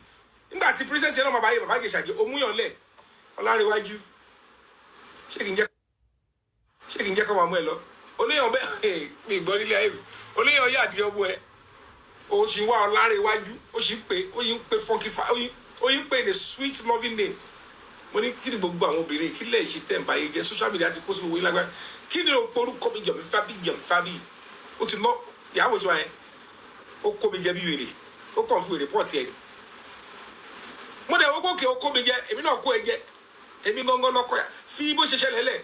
Ó yẹ kí n gbé ẹ kí n ṣe oríṣiríṣi báyìí. Mo ní kò yí ọmọ ilẹ̀ ẹni jẹ́ fílẹ̀. Ó dẹ̀ tún yọnu sí kéèsì success guy. Mo dẹ̀ wọ́n gòkè o. So Ìyábọ̀ orí ẹ̀jẹ̀ tí wá pé sí. Ó ti mọ̀ pé Yomi ṣe writing. Kò yé tẹ́lẹ̀ ni. Jẹ́ n fi ẹ́ lẹ̀. Because tí n bá like yàn, mi bá bẹ ní argument. Mi ì rí padà wá sọ pé mo hate ẹ. Kò sí bó lórí ẹbí ṣe lè ṣẹ̀mí tó. Personally mo kàn like ẹ̀gbọ́n yẹn. So tó bá ṣẹ̀ mí, I always find it easy to make up with her. Kọ́lọ̀ dáìjì mi. Lára àwọn tó yẹ pé people don't even want to believe that I like. Not personally o, but mo kàn pé character máa pa mí lẹ́rìn. Máa sọ èyí máa rò bí àbò ṣeré. Mi ì lè bínú sí irúfẹ́ jásì yẹn. Bó ṣe máa ń sọ̀rọ̀ yẹn tó yẹ kọlà sówó yẹn. Ó máa ń pa mí lẹ́rìn tó máa pick up pẹ̀lú ọ̀rọ̀ yẹn. Pé kí tiẹ̀ wọ orú character yìí kí èèyàn máa fi ṣe fíìmù. Èèyàn kọ́kọ́ rí báyìí. Bó ṣe kọlà sóhun tó, á tún máa sọ̀rọ̀ pẹ̀lú boldness pé ṣé ilé yóò mọ̀ pé òun kọlà sóhun ni. But I'm funny because he's a special character. I'm an artist, I'm a director. So máa ń pè mí lẹ́rìn mi ò ń bínú sí nǹkan tó máa ń sọ. So táwọn bá ní sọ ọ̀gá báyìí bá ní ẹ fi wọ́n lẹ̀ jàre because n tí mò ń ṣe kọ́ ló ń sọ. Tí wọ́n sọ pé mo irú Bukky Jesse yẹn sì wọ́n ṣe kọ́yàn rù yẹn. Èmi tó dé mi naturally mi like yàn lọ́yàn. So kí n mú ilé hate ẹ̀ tààrà. Wọ́n ti gbà tó bẹ̀rẹ̀ sí í fi lára ṣe ohun tó ń ṣe. Èmi ò ń parọ́. So òun ló dífá fún pé irú Ìyábọ̀ yìí sìn. Ohun tó ṣe fún mi máa sọ táyé máa fi parẹ́. Àfi tó bá expire. Torí o ò lè ṣe oore fún mi. Kí wọ́n máa rò pé fẹ́ fi ibi sán fún ẹ. Kò sínú DNA mi mọ̀ ṣe. Mi ì lórí ọ̀fẹ́ àti máa bínú. Èmi ò ń bínú dé ogbó level yẹn. Ṣùgbọ́n tó bá ní wèrè wà lórí ẹ̀ máa jáde tán fún ẹ. Irú èmi sì ń ná bì. Irú bọ́ Ìdàmọ́lá yẹn. Nígbà tó ti múlẹ̀ ní Èkó ń bì. Ẹ ṣàmọye èbú tó bú mi. Tọ́lọ́ bá ṣe bóyá ó máa jáde ní àbóǹgbàbẹ̀ ló ẹ̀wọ̀n o. Ṣùgbọ́n èyí tẹ́ bá lè bèrè lọ́wọ́ ẹ̀ tẹ́ bá lọ kí. Ẹ bèrè lọ́wọ́ ẹ̀ pé ṣé ńgbà tó mú sí bẹ́ẹ̀ yẹn ṣé mo sọ̀rọ̀ burúkú sí? Ṣé mo ní ìwọ ayé ẹ̀ máa bàjẹ́ ní ìwọ bú mi jọ́kọ̀ báyìí lẹ́yìn tó kúrò ó parọ́ pé òbẹ̀ mi ní zone 2 mi ò ṣe. Èmi ni mo lọ bẹ̀. Have you eaten? Kò lè wojú mi gan. Mo ní you have to eat. Nígbà tó tún question ẹ̀ ní Abuja ó ní èsì yẹn pọ̀ jù. Mo ní ẹ̀bù wọlé lè ṣe kó tó ní pọ́n ẹ lè bá ń fi síbi tí yóò ṣe é sí. Torí inú sẹ́ẹ̀lì tó ti ń bọ̀ ó rí pé ọmọ ó yàtọ̀ síra wọn. Ṣé lè bá mi ṣe bí olótùtù mọ́ òun? Àwọn ni ó tí ó máa mọ́ra ni o. Ọ̀gá tó fẹ́ interview ẹ̀ ò lè má gbẹ́ sí o. Mo ní wọn náà máa kására ní ìdẹ̀ níta pólì tí mo lè fún. I will still care because my anger and bitterness is you obstructing my justice. Irú lárí ọmọdé àyẹ́sìn tí máa fi sí ń lọ ẹ̀wọ̀n ẹ pẹ̀lẹ́ sáà ni. Well done. He's going. King Whitey kò lè escape ẹ̀ torí ń tọ́ ṣe.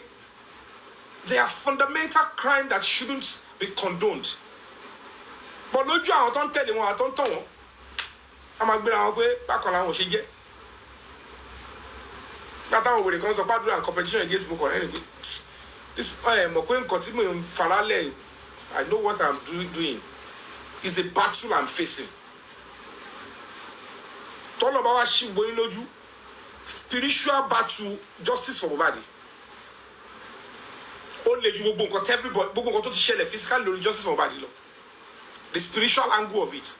Wọ́n ṣe gbirigidi ogun Once woto ogun.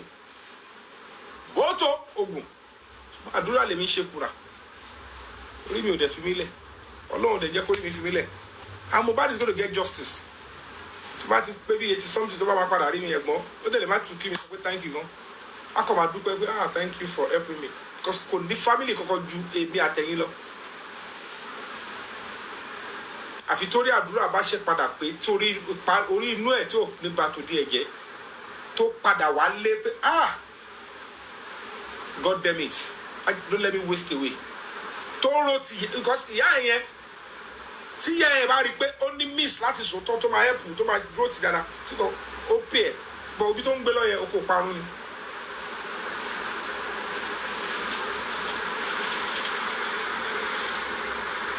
Ó kò parun.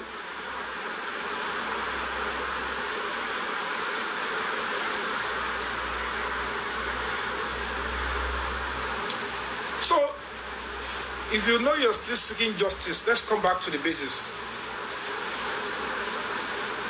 This is a movement, it deserves an NGO. It deserves a public lawyer. Can we come back to our senses and we come back together? It will cost to anything. We will still continue to appreciate one another. Only can come out with case only case social media, so I just found to one joke. They can afford any leverage. Let's give them the respect they deserve, and then we'll get justice that we are looking for. So you won't say I don't want justice. Can they imagine it?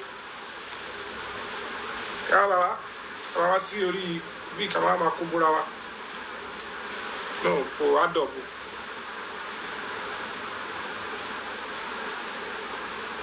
For adopt. Ara. So please, let's do the right thing. Let's come together. If you are bad, let him stay wherever he is. Let the public who are genuinely aggrieved. We are bereaved. We cried because we were bereaved. We came out in our numbers, in our millions, because we are bereaved. Because we are bereaved.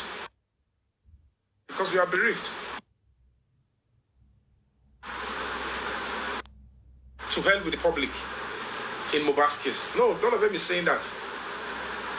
But we are allowing all these people that took his life. In less than 48 hours, what a plan to deceive the entire nation. But it was only successful then. So that one Mohbad go one body. Ogunla deni. Ogunla gidi. But when we deal with them, and to get justice, must face the family. I want to face. So, it's easy to face them.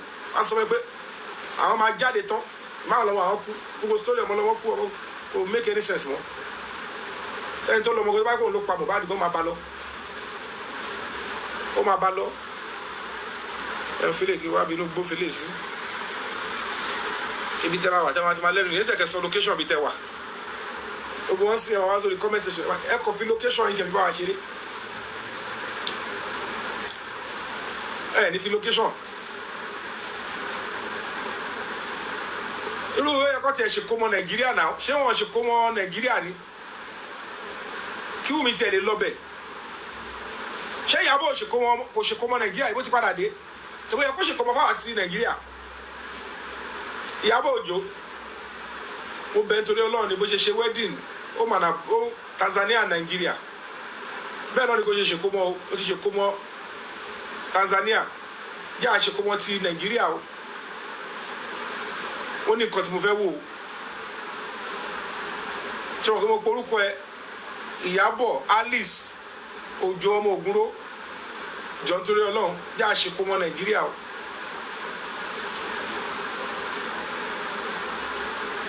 Mo fẹ́ rí nǹkan I just want to say something. Anyway, let's go on a musical break. Engage your life with 70-something thousand Latin. Can play kini. Okay, kid boss, very well. See, Yomi, when you go for my call, sorry. tó ti gbọ́ àmọ́ iye orin táwa ti ṣe tó jẹ́ pé mo máa sọ fún ẹni bá ṣe kọfẹ́ má dárúkọ mi orin mélòó ló ṣe kí ló tẹ̀lé lórí wá ẹ̀rọ bàbá sùwé yìí náà. kí ni ọ̀rọ̀ bàbá Ìjẹ̀ṣà ní ṣe pẹ̀lú oṣooṣore àwọn èèyàn ní problem gan lórí Nàìjíríà yìí we're talking about sexual abuse on a child, on a minor. Orí bàbá sùn láì tí kò bẹ́ẹ̀ mo sọ orí bàbá sùn nígbà yẹn ọmọ ọ̀rọ̀ ní bitter souls. ọ̀rọ̀ yìí jẹ́ kárí mú mi lọ́nà orí ẹ̀ ti dàrú ni orí ẹ̀ ti yí ìwọ ní pé ká má sáré jump into conclusion ìwọ lọ jump into conclusion pẹ̀lú right up ẹ̀ because náà bá. ṣètì bọ́sìn ó ní ká má jump into conclusion ẹ má gbọ́ lọ́wọ́ conclusion Yomi ní máa compare situation bàbá Sùwé pẹ̀lú bàbá Ìjẹ̀ṣà tó tún wá sọ pé kọ́ release video ìwọ akọ́kọ́ ló ń báyé bàbá Ìjẹ̀ṣà jẹ́ bẹ́ẹ̀ ni mo ti ní kọ́ jíṣẹ́ fún bàbá Ìjẹ̀ṣà nínú ẹ̀wọ̀n tó wà pé Yomi family ló ń ba yí ẹ̀ jẹ́ àdèmàwò ọlọ́run ṣe afẹ́ ba ìlú tó ṣe ó tó kọ́ ba yí. ṣe ti gbọ́ ọlọ́run ṣe afẹ́ ba yí ó wá rẹ̀ ó dà padà tọ́rọ̀ bá ti pọ̀ jù wọ́n á máa jẹ́wọ́ ó fẹ́ sọ pé àkúfẹ́ báyé ẹ̀ lọ padà ṣe ló lọ padà actress. ṣùgbọ́n tí wọ́n ní Yomi ó ẹ̀kú ẹ̀ ní ó rò pé òun ṣòro ṣé mo gbàgbọ́ àti gbọ́ nǹkan tó ṣe ìwọ ń fi ẹ̀rọ sáré bọ́ síbẹ̀ ó kọ láìtọ̀ antenna àwọn aṣáàbù gan. wọ́n mislead àwọn colleagues ẹ̀ òun jẹ́ káwọn olùkẹ́jẹ́ mọ́lá àwọn lẹ́gẹ́lẹ́gẹ́ àǹkó òun jẹ́ kó máa jump into conclusion tó sì pẹ̀lú òyìnbó òfò tó kọ Skynet sílẹ̀ ó ṣe proper investigation yẹn tó bá ṣe proper investigation yẹn ni nínú gbogbo princess tó jáde lánàá sí tó ń sunkún ọmọlọ́mọ ó yẹ kó máa dúpẹ́ lọ́wọ́ princess ni because tó bá jẹ́ lómi ni bí fídíò yẹn ṣe jáde á ti sáré gbé sí afẹ́fẹ́ á ti sáré sọ pé ẹ̀jọ̀ ẹ̀jẹ̀ kọ́ bí o bó ṣe ní eléyìí ìyá ni kò bímọ tẹ̀ bó ti yà tún ni kò ṣe gbogbo ẹni tó bá bímọ nìkan nìyá kẹ́nìbọ̀dì má pè mí kọ́jọ ẹjọ́ kẹ́nìbọ̀dì má pè fóònù mi lọ́wọ́ yẹn jẹ́ kí n máa sọ jẹ́ kí n máa bọ́ bí mo ṣe fẹ́ máa bọ́ ẹjọ́ mo fi Ọlọ́run bẹ́ẹ̀ bí bọ̀dẹ̀ má pè mí ẹ fi mí sílẹ̀ jẹ́ kí n bọ́ sí bá bọ́tọ̀ ẹni má pè mí ó fi tọ́ náwó wèrè ó dẹ̀ máa gba wèrè lọ́rọ̀ mi so ìwọ sì princess tó jáde síta tó bẹ̀rẹ̀ sí ní sunkún ṣebí lórí nǹkan tó ní lórí péjì Fọlúkẹ́ Dáramọ́lá tó ní lórí tó gbọ́kàn sí lẹ́gẹ́lẹ́gẹ́ sọ àti kẹ́kọ̀ọ́ bí gbàǹkó tó ní gbogbo nǹkan tó pọ̀ sí oúnjẹ kọ́mọlọ́mọ wà ní depression láti àná èèyàn kọ̀ dédé dìde jọ kí ni bàbá Ìjẹ̀ṣà ní tí mo ṣe fẹ́ fi wà against bàbá Ìjẹ̀ṣà mọ̀rọ́mà fídíò tí mo kọ́ ṣe mi rò pé mo wà against ẹ̀ mo kàn sọ pé ẹ̀yin colleagues o ẹ̀yin sùúrù o. ṣètìbọ́ ó ní òun sọ pé ẹ̀yin colleagues ẹ̀ ní sùúrù ó dẹ̀ ń condemn mi pé mo sọ pé ká ní sùúrù. Can you see how crazy these people can be? Social media number ló máa ń tì wọ́n káàkiri. They are hoodwinked with social media. Ẹni kó confirm pé ohun tó ń sọ ni pé ẹ ní sùúrù ó dẹ̀ ní èmi sọ pé káwọn ní sùúrù. ó ní ká jump into conclusion o ìwọ wá dé ó dé oní pé mo maliciously render ẹ̀sùn cyberbullying lórí ẹ̀ṣẹ̀ máa gbọ́ cyberbullying ní Yomi, you will just begin to understand what they mean by cyber because mo máa bully ẹ̀ bí gbòdì ó dà bully ẹ̀ ti dàrú ìwọ sọ fún mi pé ìwọ nǹkan tí ìwọ ní kí ló ní Yomi èèyàn máa ń fi ègún wọn láì mo bá ní aṣọ tó mi ò lè lákìsà tó mi. mo lákìsà máa rẹ. ṣé tó bá tí mo sọ tó bá ní aṣọ tó mi ò lè ní àkìsà tó mi. mi mọ̀ pé àṣẹ láti gbà yẹn ọwọ́ Ìyábọ̀ mo ti lọ ń gbọ́ nǹkan tí máa jẹun wọ́ lọ so òun ló ti ẹ̀ ń bọ́ mi láti gbà yẹn mi ò fojú mi kàn báyìí láti gbà yẹn o bóyá 2020 mo fojú mi rí Ìyábọ̀ last mo make sure pé mo avoid until tí bàbá Ìjẹ̀ṣà bá jáde tó bá jáde mi ò ń gbẹ́bọ̀dé. kí èmi jìyà tí mo sọ gbogbo ni wọ́n wà ìwọ́n fi ẹwé mi tó yàwé rẹ Yomi Fabiyi mo fẹ́ kó máa wo fídíò yìí o kó máa kọ́ bá mi sọ fún ẹ kó táàgì ẹ kó wá gbọ́ ọ̀rọ̀ torí wọ́n ló ní sọ́ọ̀bù orí ẹ̀ ti yí Yomi ní fídíò nígbà tí wọ́n gbọ́ ọ̀rọ̀ tí wọ́n release statement ṣé tó bá jẹ́ pé ní tòótọ́ bàbá Ìjẹ̀ṣà ò ṣe anything. so ká lè mọ̀ pé gbogbo tó ṣe lórí TikTok kò lè bọ́dà mi so ká lè rí bọ́dí sí pé èèyàn ti ń jagun bọ̀ tipẹ́ so.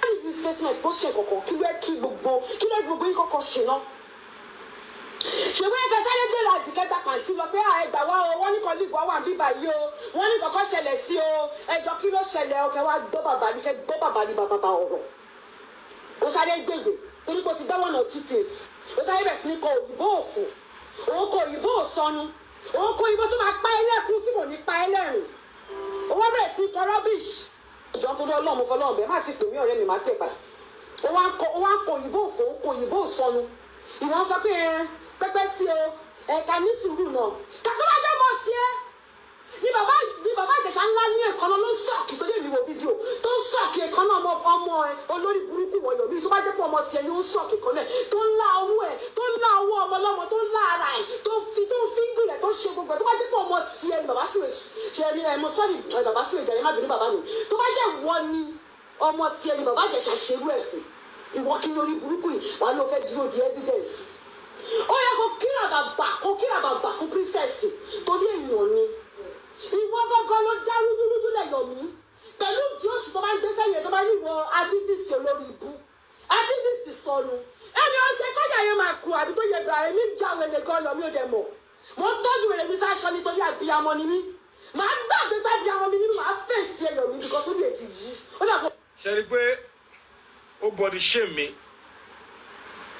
just because I said we should be patient and allow for full investigation to complete, because what I am seeing is looking like an organized crime, and it is important that we allow the police to finish up before we rush into conclusion as colleagues. So those people that are saying that Soro and Shabusi, it's not like that. No fagobo internally you kò ṣe yàbọ̀ ní ọmọ ẹ kò concern ọmọ ẹ ẹni pé gbogbo ṣọ́ yìí when it concerns our own children ó máa dákẹ́ lọ when it concerns other people's children á bá yí anybody jẹ́ bó ṣe activate àti Davido àti bọ́ọ̀yì oní tó gbéwètì nínú tíátà tí ó mọ̀ àti ẹni lọ́lọ́wọ́ àbí kí lórúkọ yẹn gbogbo wọn yẹn tó kẹ́ máa kí n wá tú gbogbo wọn kọ̀ ṣáà ìṣọwọ́lá ọkọ̀ ṣẹnu jábàjábà ńgbà yẹn. And I'm trying to educate them that you people love to fake and deceive. What I'm doing is what is my own forte. Process needs to be, processed. Parental negligence is a criminal offense under the Administration of Criminal Justice in Lagos State. Under the Child Protection Law, rather. It's a criminal offense when you are negligent. And in this instance, it's not just negligence only. How can Lagos State allow Princess, who is who is obvious, who blatantly subjects a child, she groomed a minor.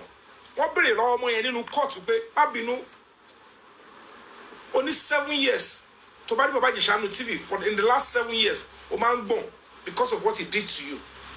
You are having trauma. But suddenly, few weeks ago, your mom invited the same Baba Ìjẹ̀ṣà to your house. And you were seated with him. She was telling both of you something. And then immediately, at the point, she said, come and close the door. Come and lock yourself and Baba Ìjẹ̀ṣà inside the house. Come and close the door. They asked the girl in court, and you went to close the door. My dear, you are bitter. You don't want to see this man. And when your mom left you and the same Baba Ìjẹ̀ṣà inside the house, you didn't go to another chair. You didn't angrily go to your room. You went back to sit beside the same Baba Ìjẹ̀ṣà, as old as you are now. When nobody forced you, why did you go back and sit beside him?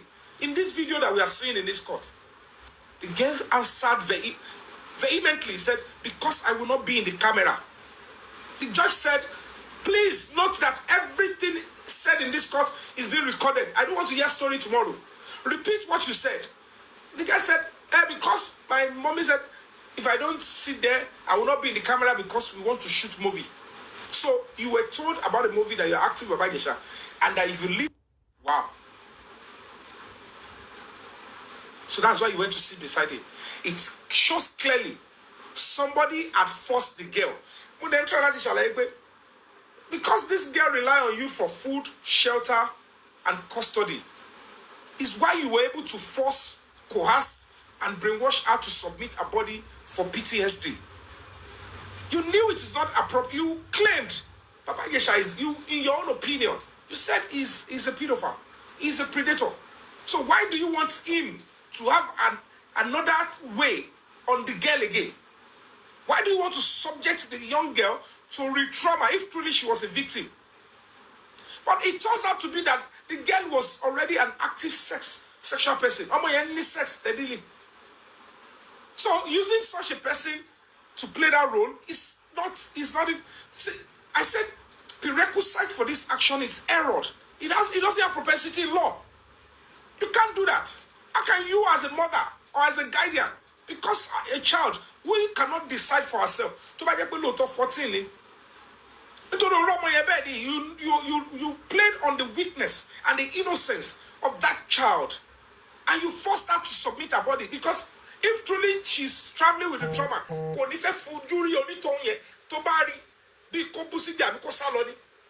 so why would you want that? And I said again, why on earth will you support and you are grooming a minor for sexual activity? I said this is horrible. It's grooming a child for sexual danger. Hold on, guys. Hold on. Hello?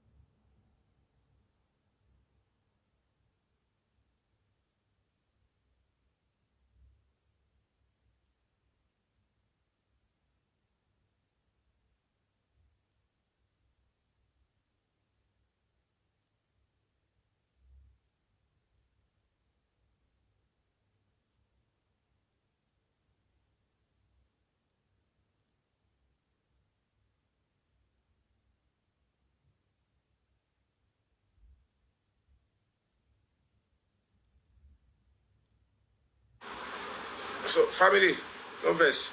I have you know. Again, play, can you talk to me? I don't back. Let me know my back. I go to Buruku the Egon. You want to console, also English, also the share, or see to share, even if it's wrong. I'm a fuck up. You know what to fuck up, fuck up, you know to fuck up, you know to fuck up, you know what to fuck up, what to fuck up. Oh, fuck up, oh, fuck up. On the money like admit for fuck up, nobody to admit to come the activist here, Cosibicon. Because all by Shora, oh, you know what, Loibo. You know, I'm not for your Yomi. Oh, because accomplice in here. And you know what I'm support here? Luckily, so good. Because you have. So, Bokoroti flashback. Tẹ́ wá ráwọ̀ lórí social media tó bá ń sọ̀rọ̀ ẹlòmíì tí ó lè ṣe toothpick wọ́n rí àpò òyìnbó wọ́n kàn ṣì lòlòkulò bí ilé wọ̀ lóyìnbó wọ́n ti ní lọ́kàn pé a máa kọ́ kìíní sí American embassy because most of these people when they talk you think they are speaking the truth. Arrogance of ignorance. Ó mà ṣe o. Ó mà ṣe o. Ó lè ti jí. Ó mọ̀ mi ṣá. Ìyábọ̀ Òjó lórúkọ mi. Ìyábọ̀ ọmọ ògùn Alice. Mo báàdì gan-an. Tí máa wọ kéèsì ẹ̀ máa wọ̀ tán ni. Èmi ò pariwo mi ìráyè ariwo. Ṣọlá ariwo tó ń jẹ́ kí n máa pa ìgàn mi láìkẹ́. Màá bẹ́ẹ̀ ní ọtọ́ bí owó yọ̀ mí. Èmi kúrò nínú àwọn tó lè máa fi tayín. Mo kúrò nínú àwọn tó lè máa fi sọ̀rọ̀. Ṣó ti gbọ́ mi? Màá fèsì ẹ. Àti gbogbo àwọn olórí burúkú tó ń fọ́lù ẹ̀ tó jẹ́ NPC tó ń kọ rubbish comments. Ẹni bá sọ pé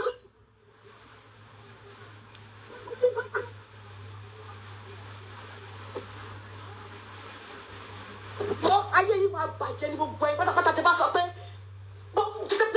kọ́lọ́ máa rìlíìsì fídíò ọmọ ọlọ́mọ tí Ìjẹ̀ṣà tó ń sọ̀kì ọwọ́ ẹ̀ tó ń láàárẹ̀ tó ń mọ̀ lẹ́sì ẹ̀ ẹ̀ lè fẹ́ jókòó ẹ fẹ́ wo pedophile nìyí ẹni bá ti fẹ́ pedophile ni ó ti yẹ ń ṣe tó bá ti fẹ́ pedophile gidi lẹ́yìn tí mo ń rí ọ̀rẹ́ mi. It's because, to be honest with you, at this point, they have no video. There was no video of Baba Ijesha sleeping with any child. And they know that is what they are trying to do. And at the end of the day, they still find a way to release the video. They still find a way to release the video.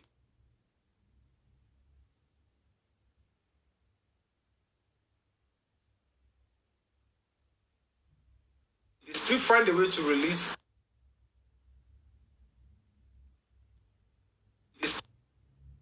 Find a way to release these sentences. Ó ṣe ní láàánú ṣá o. Òun ni wọ́n ṣe kọ wèrè wọn. Atú ọmọ tún tara wa dìde. Ó ṣe kínní, ó pastor academy, ó lọ gbọ́ ẹ̀. Ó ṣe dáadáa, ó lọ kínní. A support ẹ̀. A support ẹ̀ ní adé. Ṣé o okay o? Ẹ wo, you can get any video from it to see that she has paid her dues o. Can they celebrate o? Can she gbọ́ ẹ̀? Nígbà tá à ń pariwo vote ìmísí ṣe kínní kan tí mò ń ṣe live show wọn bọ́ta sọ pé kí ló dé tó ń pariwo kọ́ máa vote fọmọ lọ́mọ ṣé wọ́n nìkan ló kọ́kọ́ ṣẹ́ lábẹ́ ni ó wá ṣoríire tán ìgbà yẹn lọ́bọ̀ pé mò ń ṣàṣejù gbogbo wọn papọ̀ ìkan náà àfibíṣọ́ lóore ní gbogbo wọn o when they finish using you that's what they do wọ́n dẹ̀ kọ̀ọ̀kan kúkọ̀ wọn lọ bá ya wèrè kan ó yá ẹ sọ pé kí Yomi kó lè sọ pé ó ti tó ló support Baba Ijesha ó support they are just users. Gbogbo kìíní yẹn náà fúngbà díẹ̀ náà ni. Bọ́ọ̀ ní mọ̀ pé àwọn tó rí wọn sìn nígbà tí kòrò wọn jẹ́ fún wọn nírí wọn. Èmi tí mi ò dẹ̀ gbọ́n náà mi ò ráyè àṣàjà lọ́kì mi ìgbádùn tó yẹn. I do my thing mi ò ṣe kọ́kọ́ èmi bá ṣe oore tán mi wá òfin bí ṣú mi mo ti bọ́ sọ́dọ̀ ẹlòmíì. Ilé ayé tèmi wá wọ́n ń ṣoore fún mi èmi náà ń ṣoore padà. Òun lọ́nà ṣe ń gbàdúrà mi. Mo sáré mo lọ káàkiri lórí justice for bad mi ò jò ìdí mi ò wálẹ̀. Mi ò kán lápá ẹ wo ọdún tá a ti wà lẹ́nu ẹ̀ ẹ wo everyday ẹ wo gbogbo èmi tó ń sọ òkòlù tó ń condemn ẹ sọ fún ẹ wo adúlù tá a ṣe. Mi ò rù ẹ̀kẹ́ mi ò papò mi ìdóbò alárùn bó àwọn jẹ́ ìdóbò tó lárùn mi mọ̀ ọmọ ṣáà máa kó mi yọ ẹ wọ́n jẹ́ máa lọ. Ẹ dúpẹ́ tẹ mo dúpẹ́ gbogbo ẹ̀yin tẹ́ bá mi engage live we are getting justice for bad we are on it but don't expect any details online. We're not going to be fighting this case we can't be investigating online. But if you do your cat exposing, we might have to quickly come out and expose. Taba booking only the corner or coffee kajowa or coffee ambushwa. So tabati parosita because they say for negotiation everybody they believe all this criminal, they believe everybody has a price. So when you have some certain moves to buy the number on Sheni Bonkele, it will be easy to say Yomi, nobody knew you have Oti Debi now. You have Boashirin, how much do you want? Amy only fire any information about it, if it should stay with me for too long, they will want to start saying hello basoro now. Emi ma kosita. Koto o ma ka wala la ko lori buruku were. Ko ni je ka jeun pẹ̀lú kíni yẹn. Kesi ba ti die láti e wole si lo. O ma bá yín sọ pé Yomi yẹn kò mọ̀ bó ṣe kíni kan, ṣe ma gbé. Torí lára àwọn ọlọ́pàá mi tó lò tó ma ní pariwo síta kó tó block yẹ. Ṣé la ma sọ fún yín lórí social media. So you are like a good coach on the sideline. Tone it down. It's okay to analyze. It's okay to say you are better. You are this. You don't trust Yomi. Keep it to yourself and your children. If you are better off, come and do it. But if you can't do it, allow people to do it and then encourage. If they about to get 90, to only 90, you can't be sending the person to the gallows because of 10%. When you cannot, you know that you can't even do 5%. Personal life going.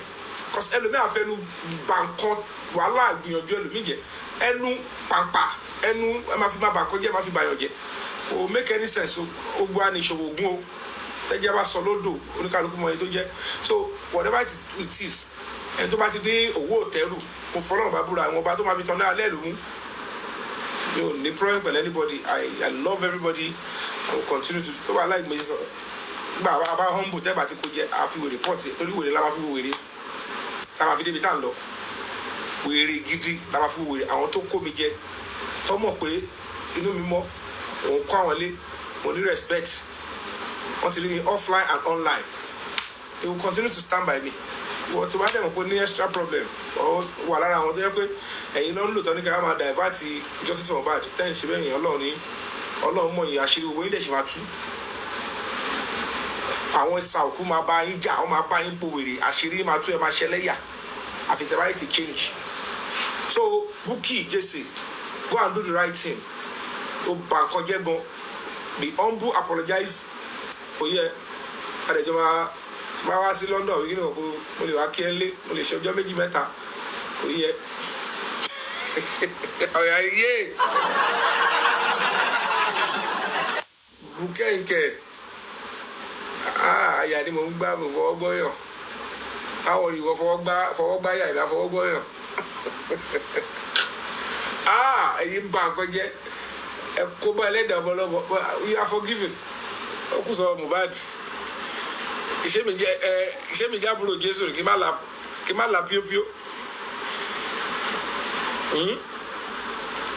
Bukky ó ṣáà ló ti wà celebrate kò ṣáà sí everybody náà ló ní the grazing gbogbo ariwo tó ti ń pa láti ọjọ́ yìí kí n bẹ gbọ́ tension kúrò.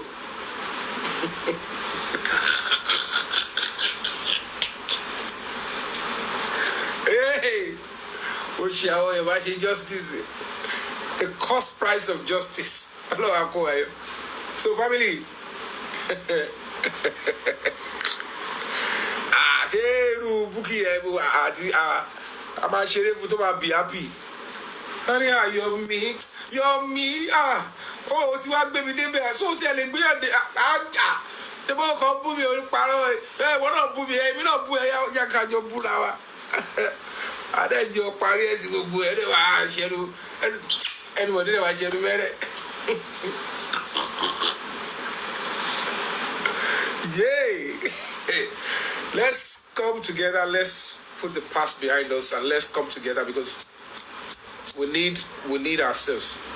You know, everybody, Olori Ebi, Bukky Jesse, everybody. I want to take. Because this diamond, you start seeing the people that are not really justice seekers. And me, want to go okay, it's seen to the real terrible But let's understand one thing, that Ashiolo, Mohbad is going to get justice with or without anybody. But let's tone down on our envy. Nobody is after money or anything. By the time we are done with justice for Mohbad, and I choose to sit down and write proposals out for grants, let my understanding be so. All I just did is a proper template to show that you fee me and be the grants. You fee power for me with some key embassies. I want to show that I deserve, so that $2, the seal will be there. Celebrity activism. No, I'm not doing celebrity activism. If it is to roll on the floor, I will roll on the floor. Those are the messages. Why is he going on the floor? They don't understand the literature in that kind of activism. You are passing a message that you can risk anything for any cause you're standing for, and then you want to draw the right attention to your plight. Period. So,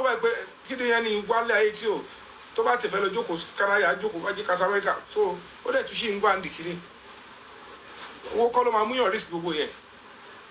I want to go to the one more now. Because civic cases, if I died out, but look at you and pushing. One way or the other, people's conscience will start telling them that will be Agbawo with the color case Mohbad mo. Where Jenny?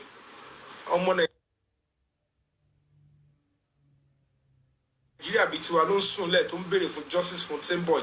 What they want me come gba owó ẹ̀jẹ̀ yẹn ó dẹ̀ fẹ́ ká yé àwọn ẹ̀dá tó bá padà lásìkò tó lọ ẹ mọ́ kíní bí èlùbọ́ ọ̀hán ní kọ̀kọ́ ṣẹlẹ̀ àbí tó bá gbọ́ ọmọ ẹ̀ tó lọ fi ṣògùn owó bó ṣe dàgbà tó yẹn ẹ mọ́ lẹ́nu míì tí consequence tó ṣe pẹ̀lú ọ̀rọ̀ Mohbad tó bá wá ṣẹlẹ̀ òní kò ṣe kó máa ní àbíkú àgbà nìkan ọmọ ẹ̀ tó bá mọ́ ọmọ ẹ̀ bó ṣe dàgbà tó wá dẹ̀ lọ fi gún ọṣẹ gbogbo ọ̀rọ̀ tó ṣe lórí social media wà padà jìrì ẹ̀ Kid Boss my life here, don't tell me you are jealous. So let's come back. PJC, everybody, let's come together. Let's show love. I'm not doing this because of anything, but because I love peace.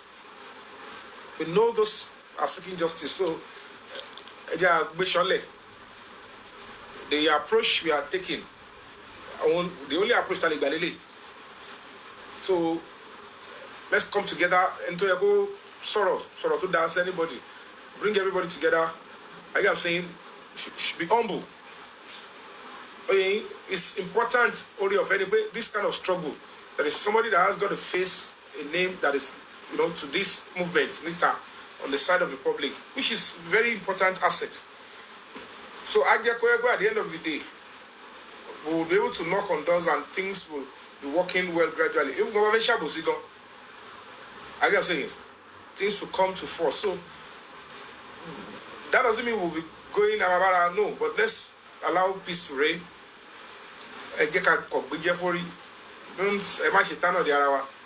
Let's get the justice. Everybody like I'm saying, when everybody go back to where they are, our path will cross again in future, we will. But the reason I'm just for coming here and I'm going look at he acted like a father, like a leader. Whether it's genuine, it's not genuine, he has come out to do what he needs to do, which will melt souls, and he's used this platform to say, let's support this person. And whatever that is being raised there, what's initial artificial learning?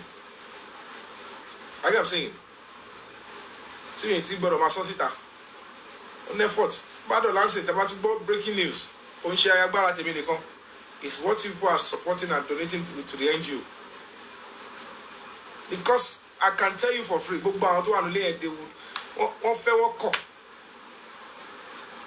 they will be investigated and the truth will be established.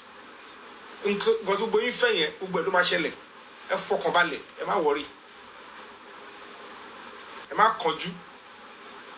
Am I down on something that is about no? Allah to say 3 seconds here, on la master. I'm afraid to Mohbad and the truth will be established. Anybody, secondary. They are not bigger, and they are not the constitution. They are not Nigeria. So, that's on period. So I gotta go. Not even musical break. I gotta go. I'll come back later to play game. to, as usual, to carry tension come off for body. So I'll be back in the next 1 hour or thereabouts. I love you all and thank you. 2 hours non-stop. So like I am reckless. Is nature. So see the best in people and not the wrong in people always. But when we wrong, pick your down my sister and show us how perfect they are. So to your parents in there, you are raising people that you should know how to respect and preserve other people's children, especially when they are doing well in the right thing. That's how people and leaders do. So thank you so much for listening. Love you all. Bye.